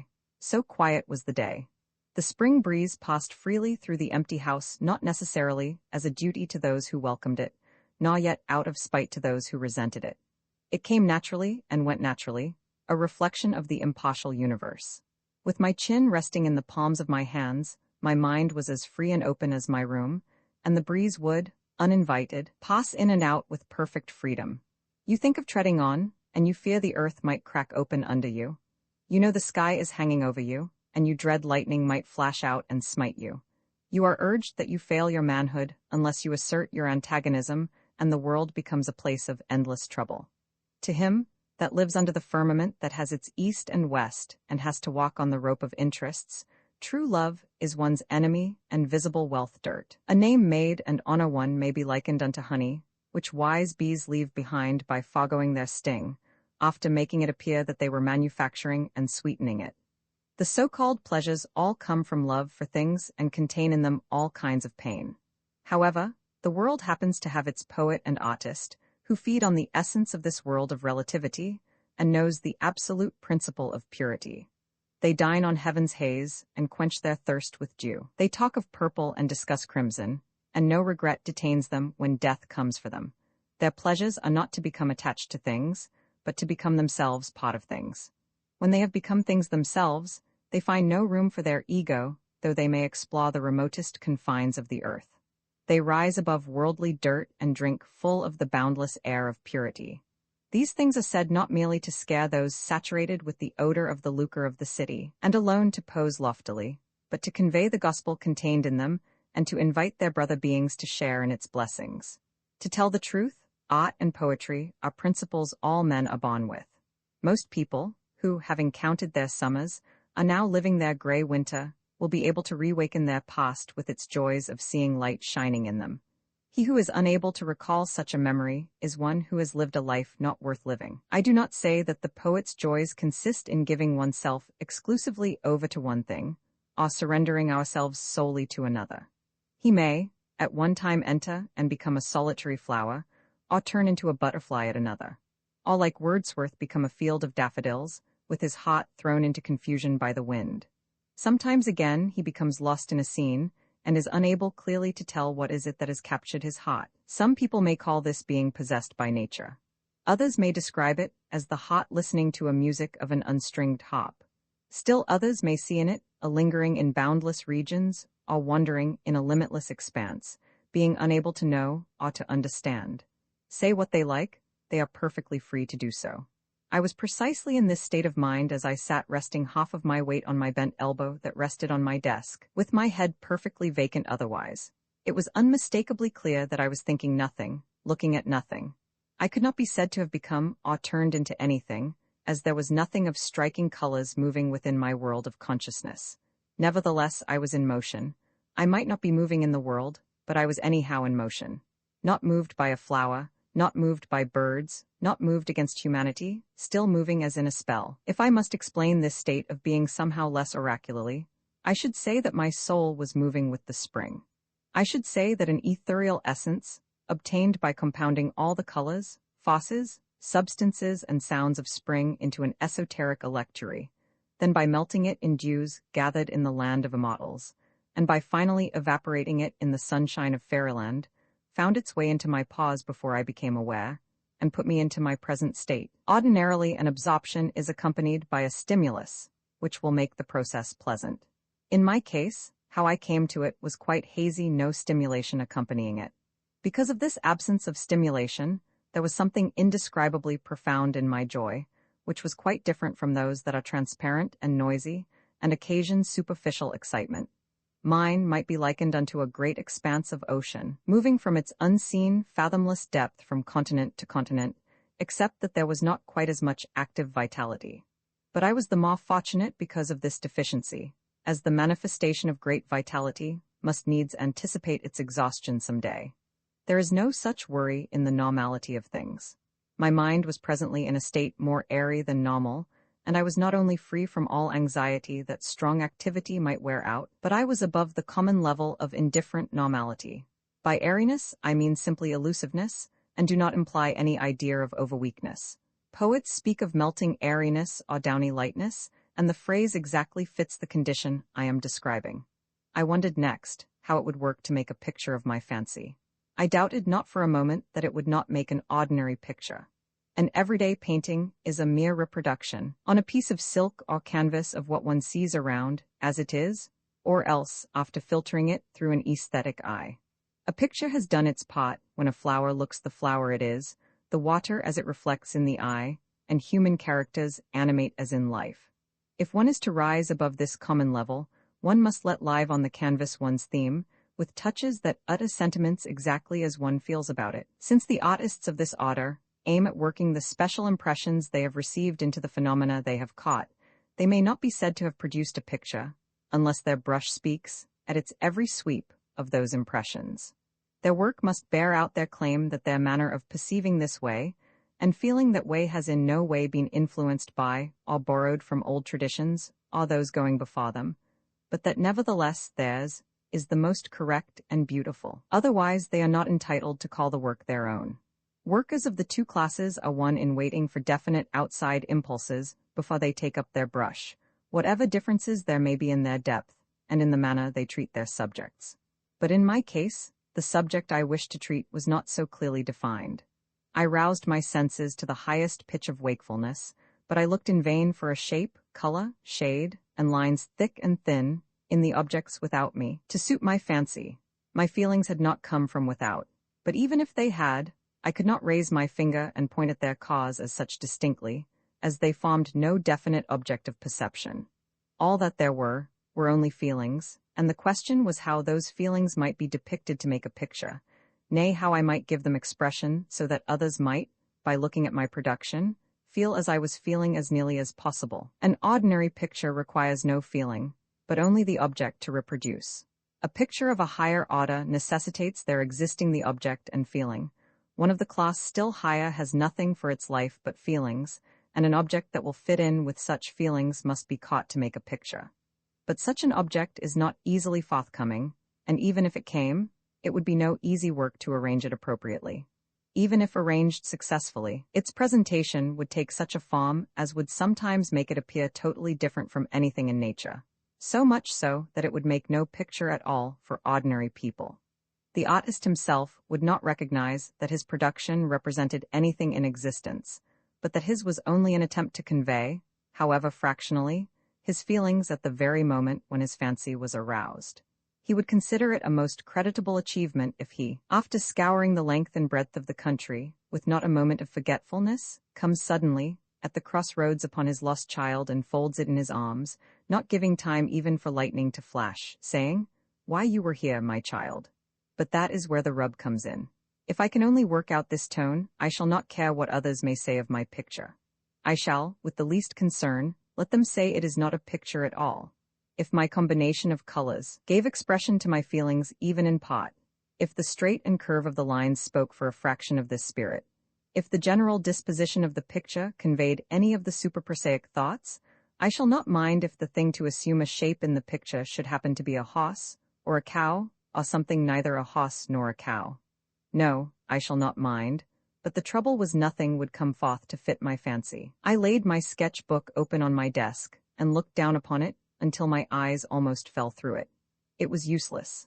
I laid my pencil aside and thought it was a mistake to begin with, that I should have tried to make a picture of abstract feelings. Men are not so different from one another, and there must have been some who have had the same touch of thought as I have and must have tried to perpetuate such feelings by some means or other. By what means I wondered.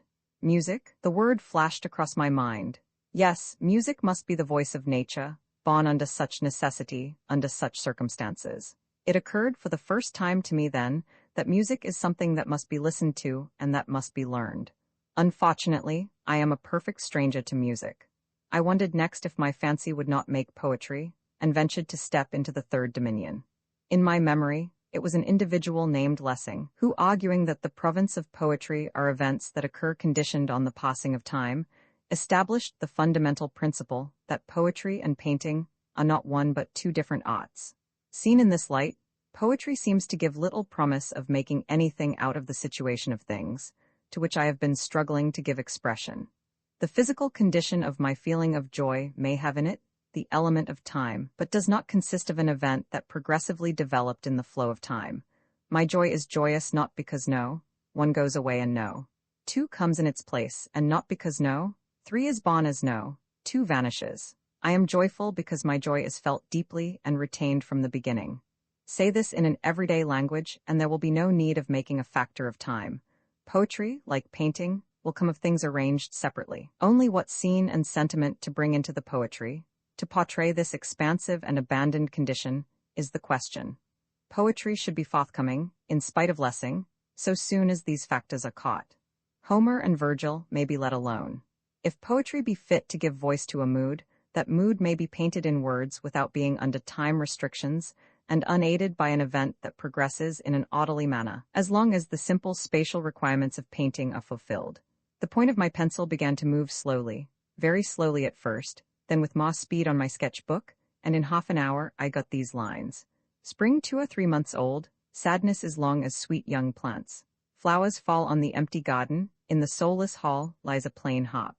Immobile the spider in its maze hangs winding travels blue smoke up the bamboo beams. Reading the 6 lines over, I thought each of them might make a picture and wondered why I had not set about drawing from the first.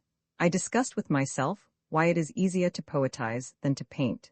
Having come so far, I felt the rest ought not to be so very difficult to follow, though a desire seized me that I should now sing a sentiment that defied color and brush. The squeezing my head this way and that way yielded more lines, not a word uttered sitting alone, but a small light I see in the hot, unwontedly troublesome are human affairs. Who shall forget this state? Enjoying one day's quiet, I know now how I passed hundreds of busy years. My yearning, where shall I communicate? Far, far away, in the land of white clouds. I read the whole piece over again. It was not so very poor, but as a depiction of ethereal conditions I had just experienced, I felt something still wanting. I might try to compose one more piece, and with the pencil still between my fingers, I happened to look out of the open doorway of my room to see it beautiful vision flitting across the 3 feet space. What could it have been?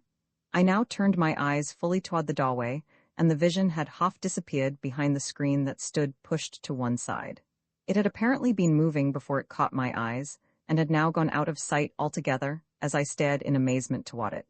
I stopped composing poetry, and instead, I now kept my eyes fixed on the open space in the doorway. The clock had not ticked a full second when the vision returned from the opposite direction to that which it had disappeared. It was that of a slim woman in a wedding gown with long sleeves, walking gracefully along the upstairs veranda of the wing of the hotel, flanking my room. I did not know why, but the pencil fell from my fingers, and the breath I was inhaling through my nose stopped of its own accord. The sky was darkening, as if forewarning one of the cherry season showers to hasten the evening dusk, but the gowned figure kept on appearing and disappearing in the heavily charged atmosphere, walking with benign gentleness along the veranda, 12 yards away from me, overlooking an inner cot.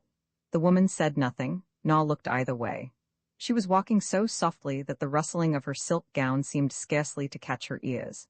Some figures, I could not tell what from the distance, adorned the skirt of her dress, and the figured and unfigured parts shaded into each other like day into night. And the woman was indeed walking in the bottomland of night and day. What mystified me was what made her go so persistently to and from along the veranda, dressed in her long-sleeved gown. Nor had I any idea of how long she had been at this strange exercise in her strange attire. There was, of course, no telling of her purpose. This figure of a woman, appearing and disappearing across the open doorway, repeating the incomprehensible movements, could not help arousing a singular feeling in me. Could it be that she was moved by her regret for the departing spring, or how could she be so absorbed? If so absorbed, why should she be dressed in such finery? That resplendent obi, that stood out so strikingly in the hue of departing spring, lingering at the threshold of gathering dusk, could it be gold brocade? I fancied the bright ornament, moving backward and forward, enshrouded in the gray of approaching night, was like glittering stars in the early dawn of a spring day, that every second went out one by one, in this distant depth, and then in that of the vast vault of heavens, vanishing gradually into the deepening purple. Another fancy struck me as the door of night was gradually opening to swallow into its darkness this flowery vision. Supinature?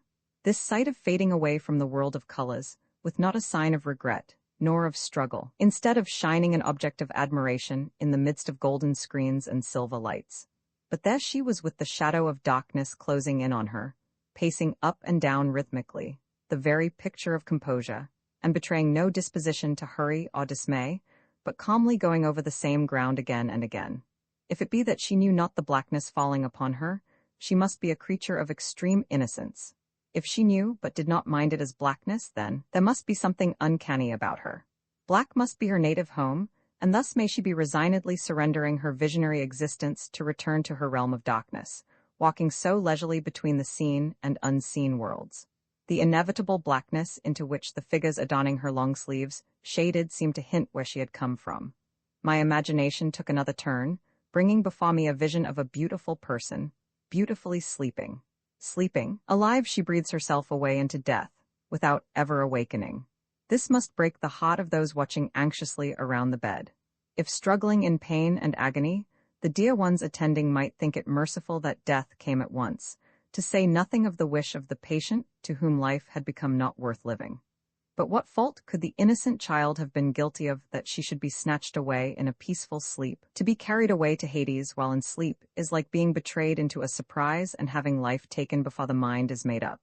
If death it must be, the dying should be made to resign to fate, and one should like to say a prayer or two, yielding to the inevitable. But if the fact of death alone was made clear, before its conditions had been fulfilled, and if one had a voice to say a prayer, one would use that same voice in hallowing, to call, even forcibly back, the soul that has put one step in the other world. To one passing away in sleep, it may be hard to have the soul called back, pulled back, as it were, by the bond of worries of life that would otherwise break, and that one may feel like saying, "Don't call me back, let me sleep." Nevertheless, those around would wish to call aloud. I thought I might call that woman in the veranda the next time she came into view, to wake her up from her waking sleep, but my tongue lost its power of speech no sooner had she passed the opening like a dream.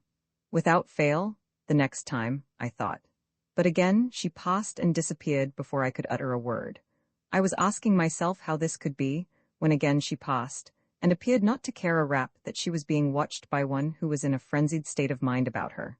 She passed and repassed in a manner that told that one like me had never at all entered her mind. As I was repeating my next time in my mind, the dark cloud above let down, as if no longer able to hold back, a screen of fine, soft rain, dismally shutting out the shadow of the woman. Roman 7 chilly. With a towel in hand I went downstairs for a warm dip. Leaving my clothes in a small chamber, 4 more steps downward brought me into the bathroom, which was about 8 mats in size. Stones appeared plentiful in these pots, the floor of the room being paved with fine granite, as was also the tank and its walls. The reservoir, which the tank really was a hollow in the center of the floor, about 4 feet deep and about as many feet square. This was a hot spring which contained, no doubt, various mineral ingredients, but the water in the basin was perfectly clear and transparent, and tasteless and without odor as well, as some finding its way into the mouth testified. The spring is said to possess medical virtues, but I did not know for what kind of ailments, as I have not taken the trouble to find out.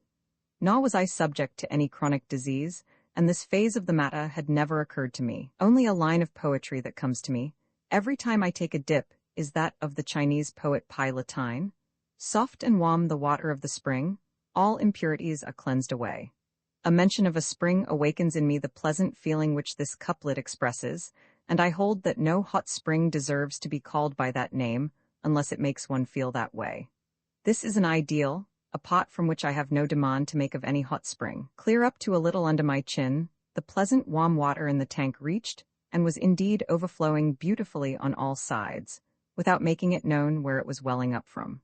Resting my head, with face upward, on the back of my hands, which held on to the slightly raised side of the tank, I let my body rise up to the point of least resistance, and I felt my soul float buoyantly like the jellyfish. Life is easy in this state of existence. You unlock the door of prudence and cast all desires to the far winds, and become part of the hot water, leaving it completely to the hot water to make what it likes of you. The more floating, the less is the pain to live for that which floats. There will be more blessings than to have become a disciple of Jesus Christ, for one who lets even one's soul float. At this rate, even drowning is not without its picturesqueness. I have forgotten what piece, but I think I remember reading Swinburne, where the poet depicts a woman rejoicing in her eternal peaceful rest. Mille Ophelia, which has ever been a source of sentimental uneasiness to me, offers also something aesthetic when viewed in this light. Why he should have chosen so unpleasant a scene has always been a puzzle to me, but now I saw that it made an artistic production. A form, a figure, a look, floating in sweet painlessness, as it were, whether on the surface or under water or floating and sinking, is indisputably aesthetic. With wild flowers judiciously sprinkled on the banks and the water, the floating one, and the floating one's dress, making a harmonious and well-arranged ensemble of colors, it will without fail make a picture. But if the floating one's expression were nothing but peace itself, the picture would almost make only a mythology or an allegory, while convulsive pain will, on the other hand, destroy the whole effect. The expression of a naive and care-unknown face will not bring out human sentiments.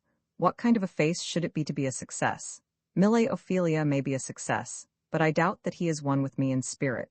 However, Mille is Mille and I am I, and I feel like painting a person drowned. But I fancied that the face that I wanted would not easily come to me. Buoying myself in the bath, I next tried to make poetry of the appreciation of the drowned. Will get wet in rain, will be cold in frost, will be dark underground, on the wave when floating, under the wave when sunk, will be painless in warm spring water. It was raining outside, the soft, quiet, warm rain of spring.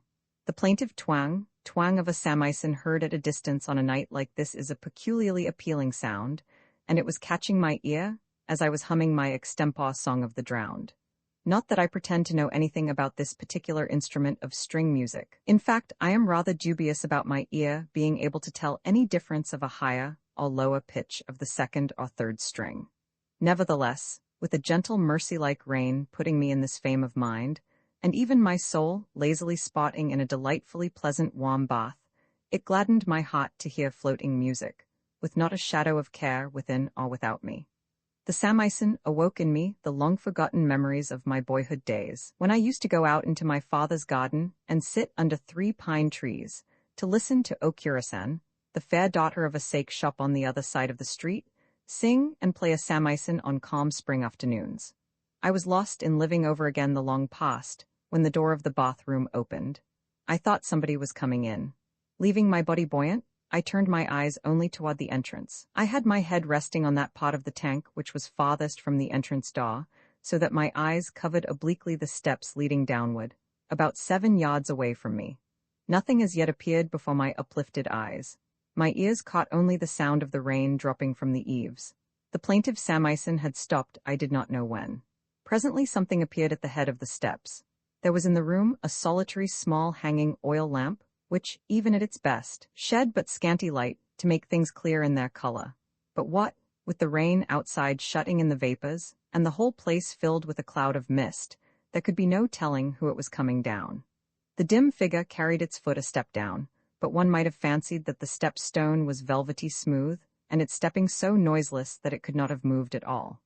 The figure became clearer in outline, and an artist as I am, my perception of the build of a body is more accurate than you might have thought, so that, the moment it came a step down, I knew that I was alone with a woman in the bathroom. The woman came fully in view before me as I was debating with myself whether I should or should not take any notice of her. The next moment, I was lost to all but a beautiful vision. The figure gracefully straightened itself to its full height, with the soft light of the lamp playing about the warm light pink of the upper regions, over which hung a cloud of dark hair. The sight swept away from me all thoughts of formality, decorum, and propriety, my only consciousness then being that I had before me a superbly beautiful theme.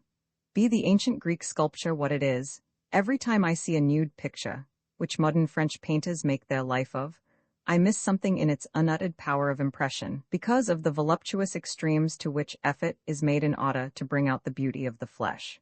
This feeling has always been a source of mental uneasiness to me, as I could not answer myself exactly why. Pictures of this class looked low in taste, as I think they do. Cover the flesh, its beauty disappears, but uncovering makes it base. The modern art of painting the nude does not stop at the baseness of uncovering, but not content with merely reproducing the figure stripped of its clothing, would make the nude shoulder its way into the world of decorum and ceremony. Forgetting that being wrapped in clothes is the normal state of human life, they are trying to give the nude all the rights. They are striving to bring out strongly the fact of being stark naked, emphasizing the point excessively, indeed, over-excessively beyond fullness. Art carried to this extreme debases itself, in proportion as it coerces one who looks at it. The beautiful begins, as a rule, to look the less beautiful, the more beautiful it is struggled to make it appear. This is precisely what, in human affairs, gives life to the proverb, "Fullness is the beginning of waning." Carefreeness and innocence generally present something comfortably in reserve, which latter is an indispensable condition in paintings as in literature. The great failing of modern art is its laboring in the mud, which the so-called tide of civilization is depositing everywhere. The painting of the nude is a good example of it. In Japanese cities are what are called the geisha, who traffic in their own beauty. These demimondes know not how to express themselves, but are concerned about how they may look in the eyes of those who come for their company. The yearly salon catalogues are full of pictures of the nude, who are like these geisha. They are not only unable to forget that they are naked, but they are bringing every muscle of their bodies into full play to show that they are nude. Not a trace of all that pertains to this vulgar atmosphere was about the exquisitely beautiful vision before me. To say, being stripped of clothes, would be descending to the human level, but the vision before me was as natural as one called into life in a world of snow in the age of gods, when there was no clothes to wear, nor any sleeves to put hands through. Cloud after cloud of vapor rolled and tumbled in the half-transparent light, and a world of trembling rainbows hung in the midst of which rose a snow-white form, shading upward into mistily black hair. Oh, that dreamy figure! The two lines that inwardly met at the neck slanted gracefully downward over the shoulders, and bent roundly ending in 5 tapering fingers.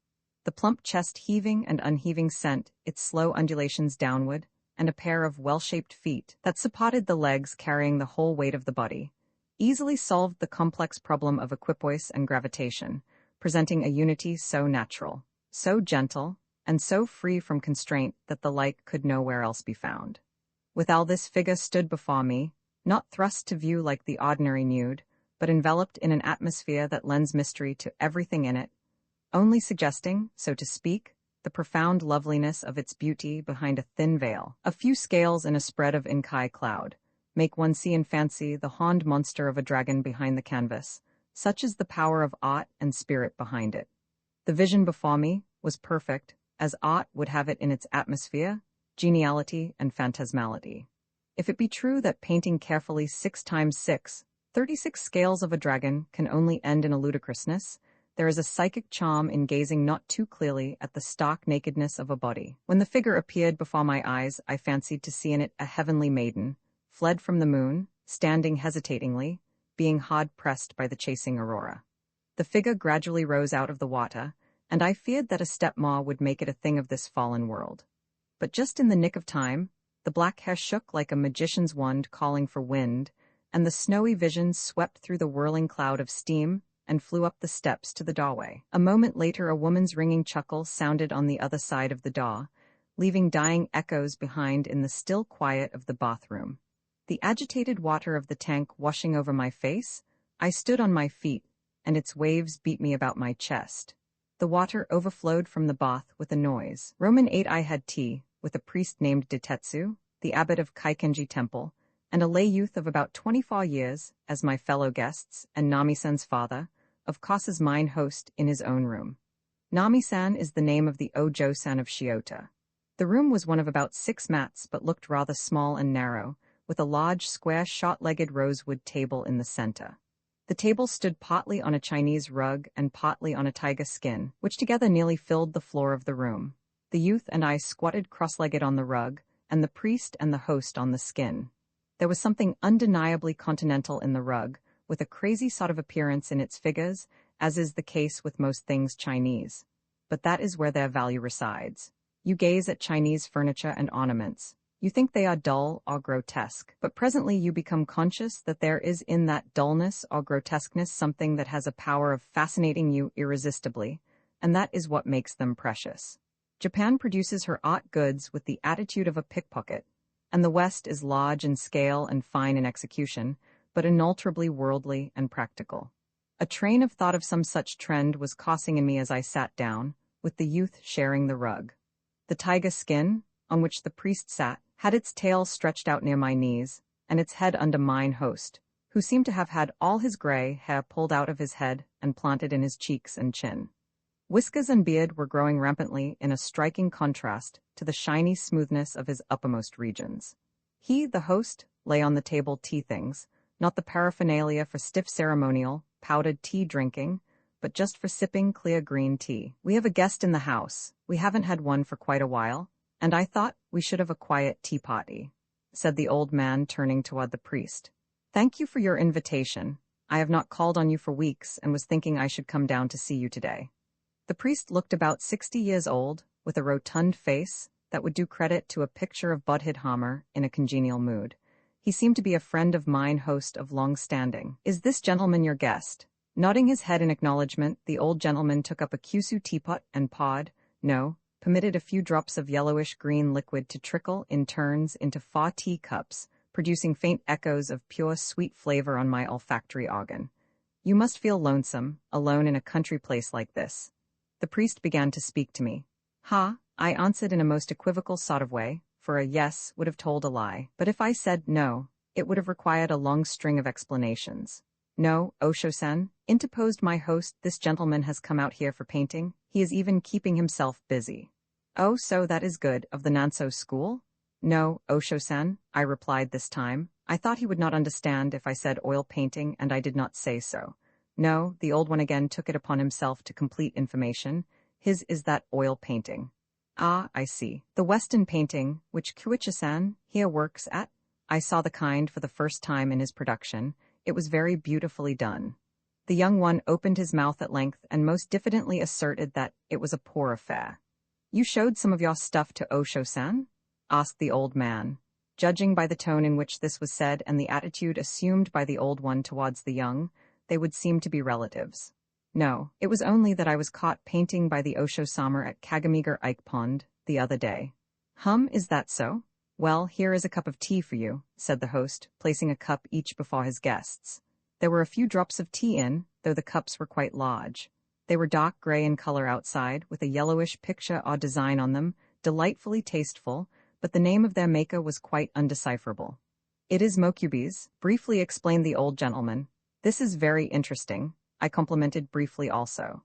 There are many imitations in mokubes. These have the inscription, look at the base, says the host.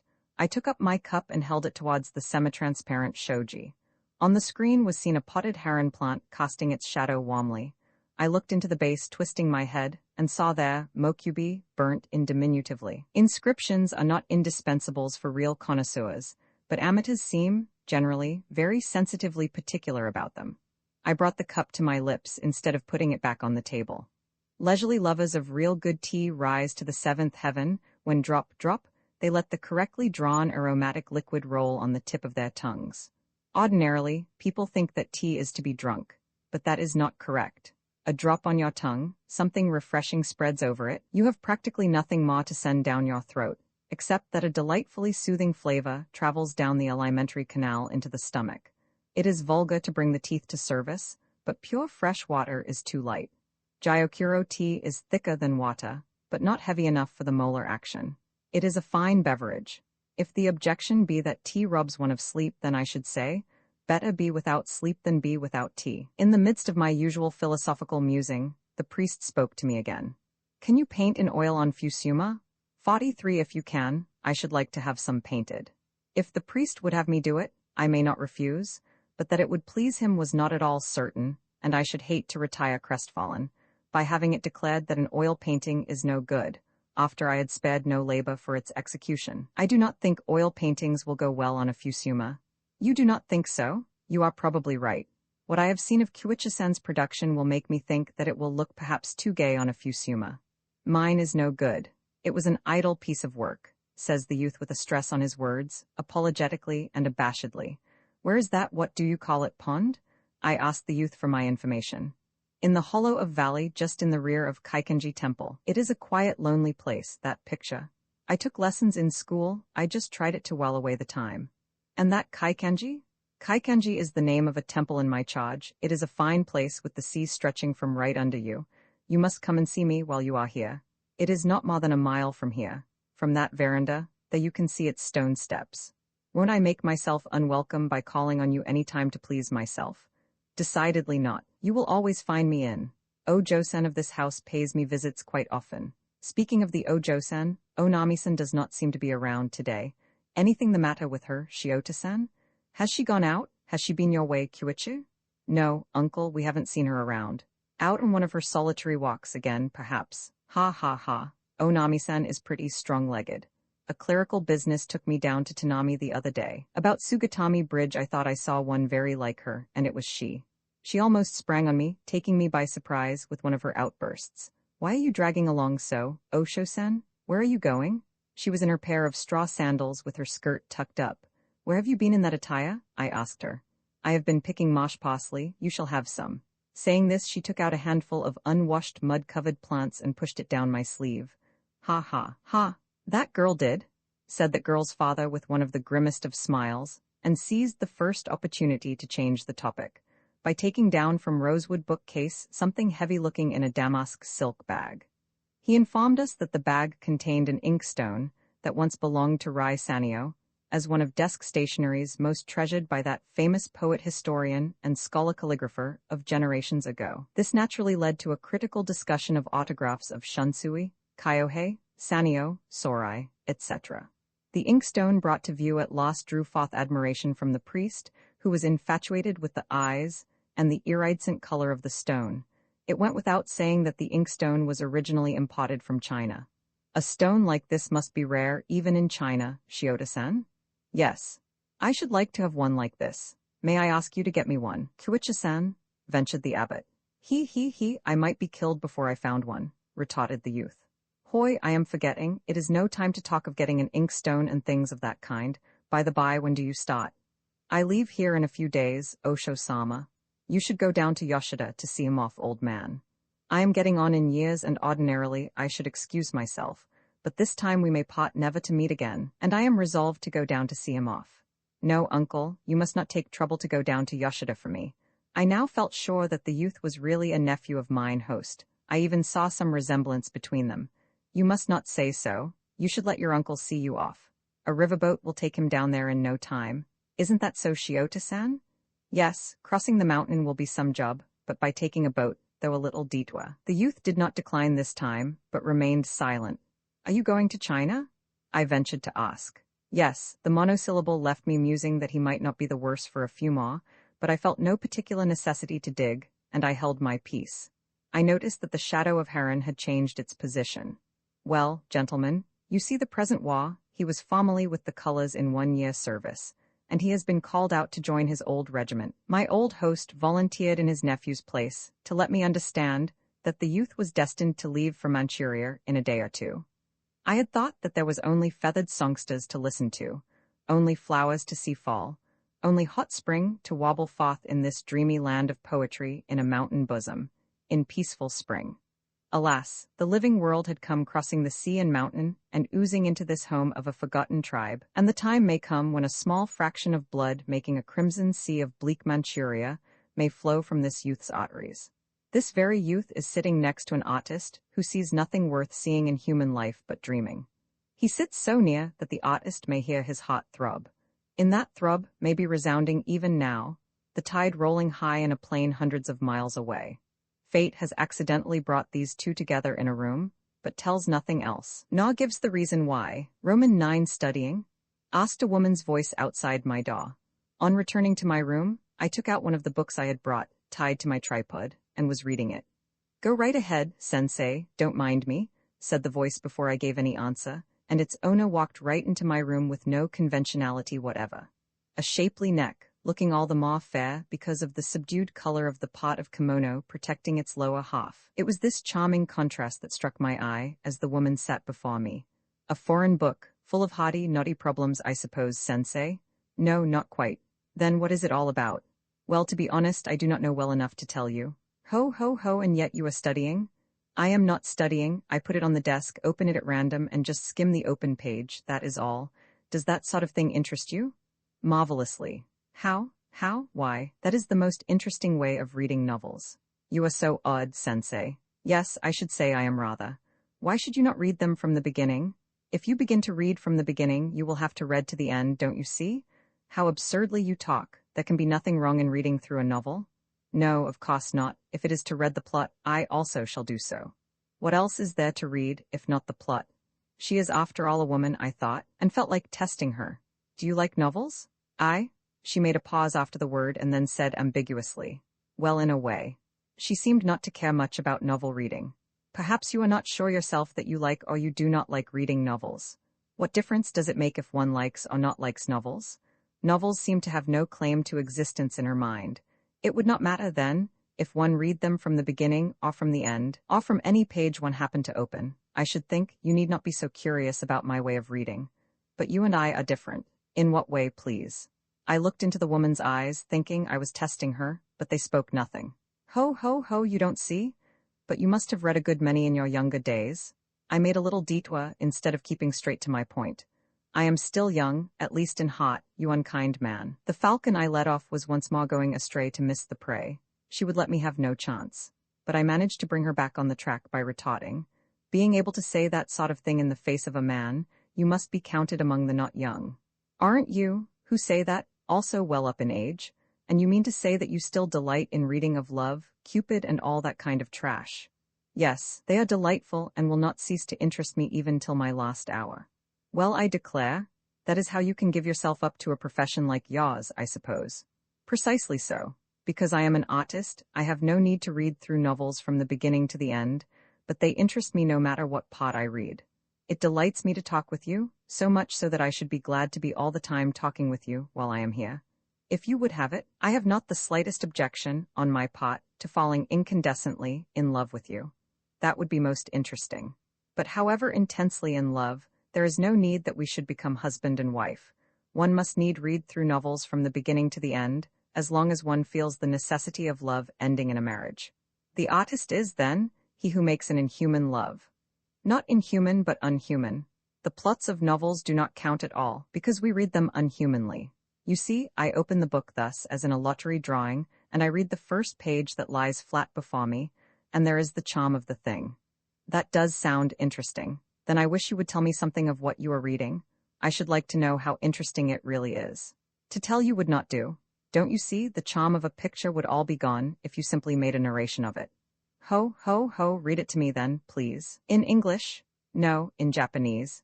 It would be a job to read English in Japanese. It would be lovely, being so unhuman.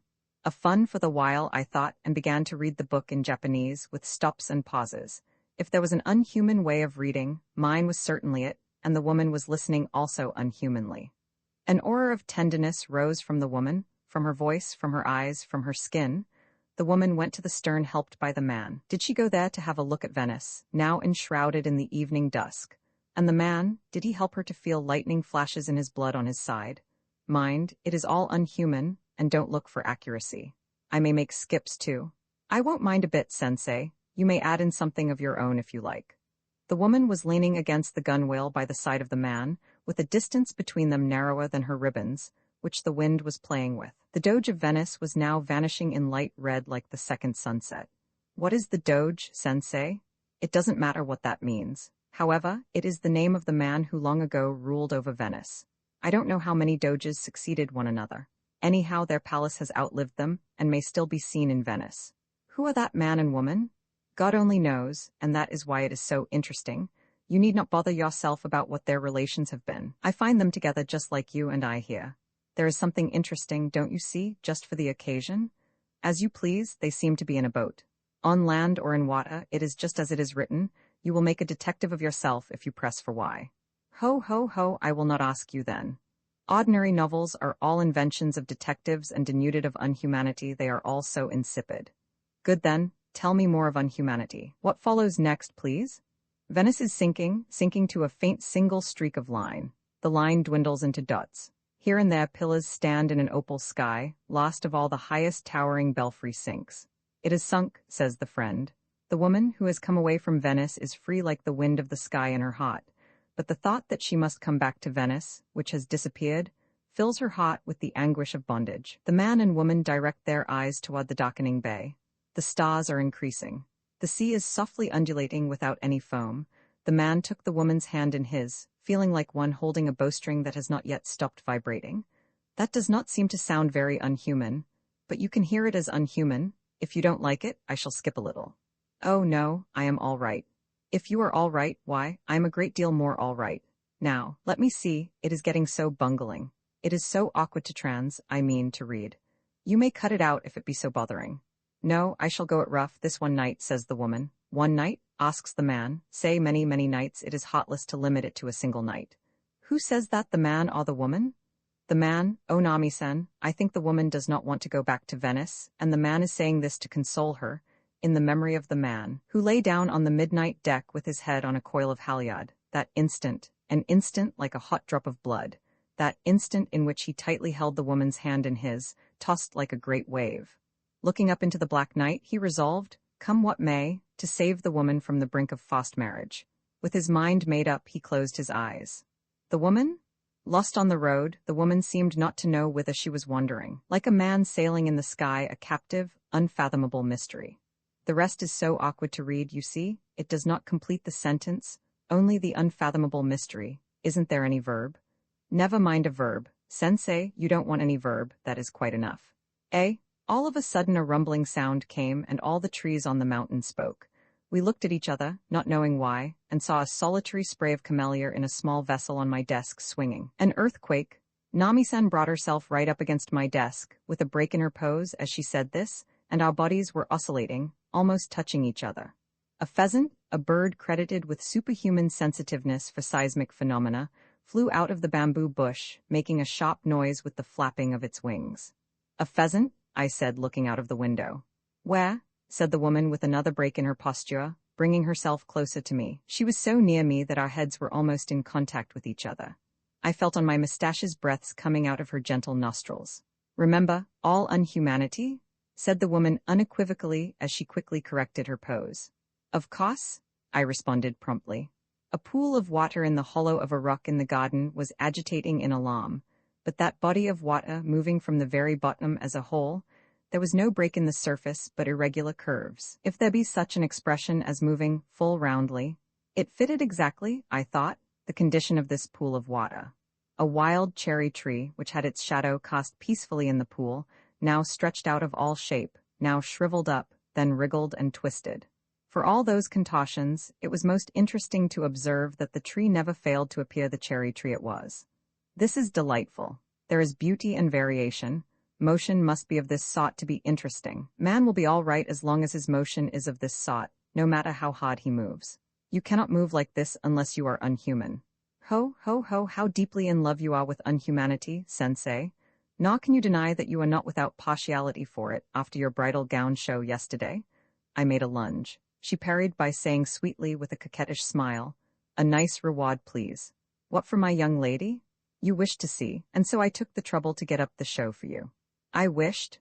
A sensei of painting who had come up crossing the mountain, took the trouble, I am told, to ask the old woman of a humble tea house on the mountain pass to let him see me in my wedding gown.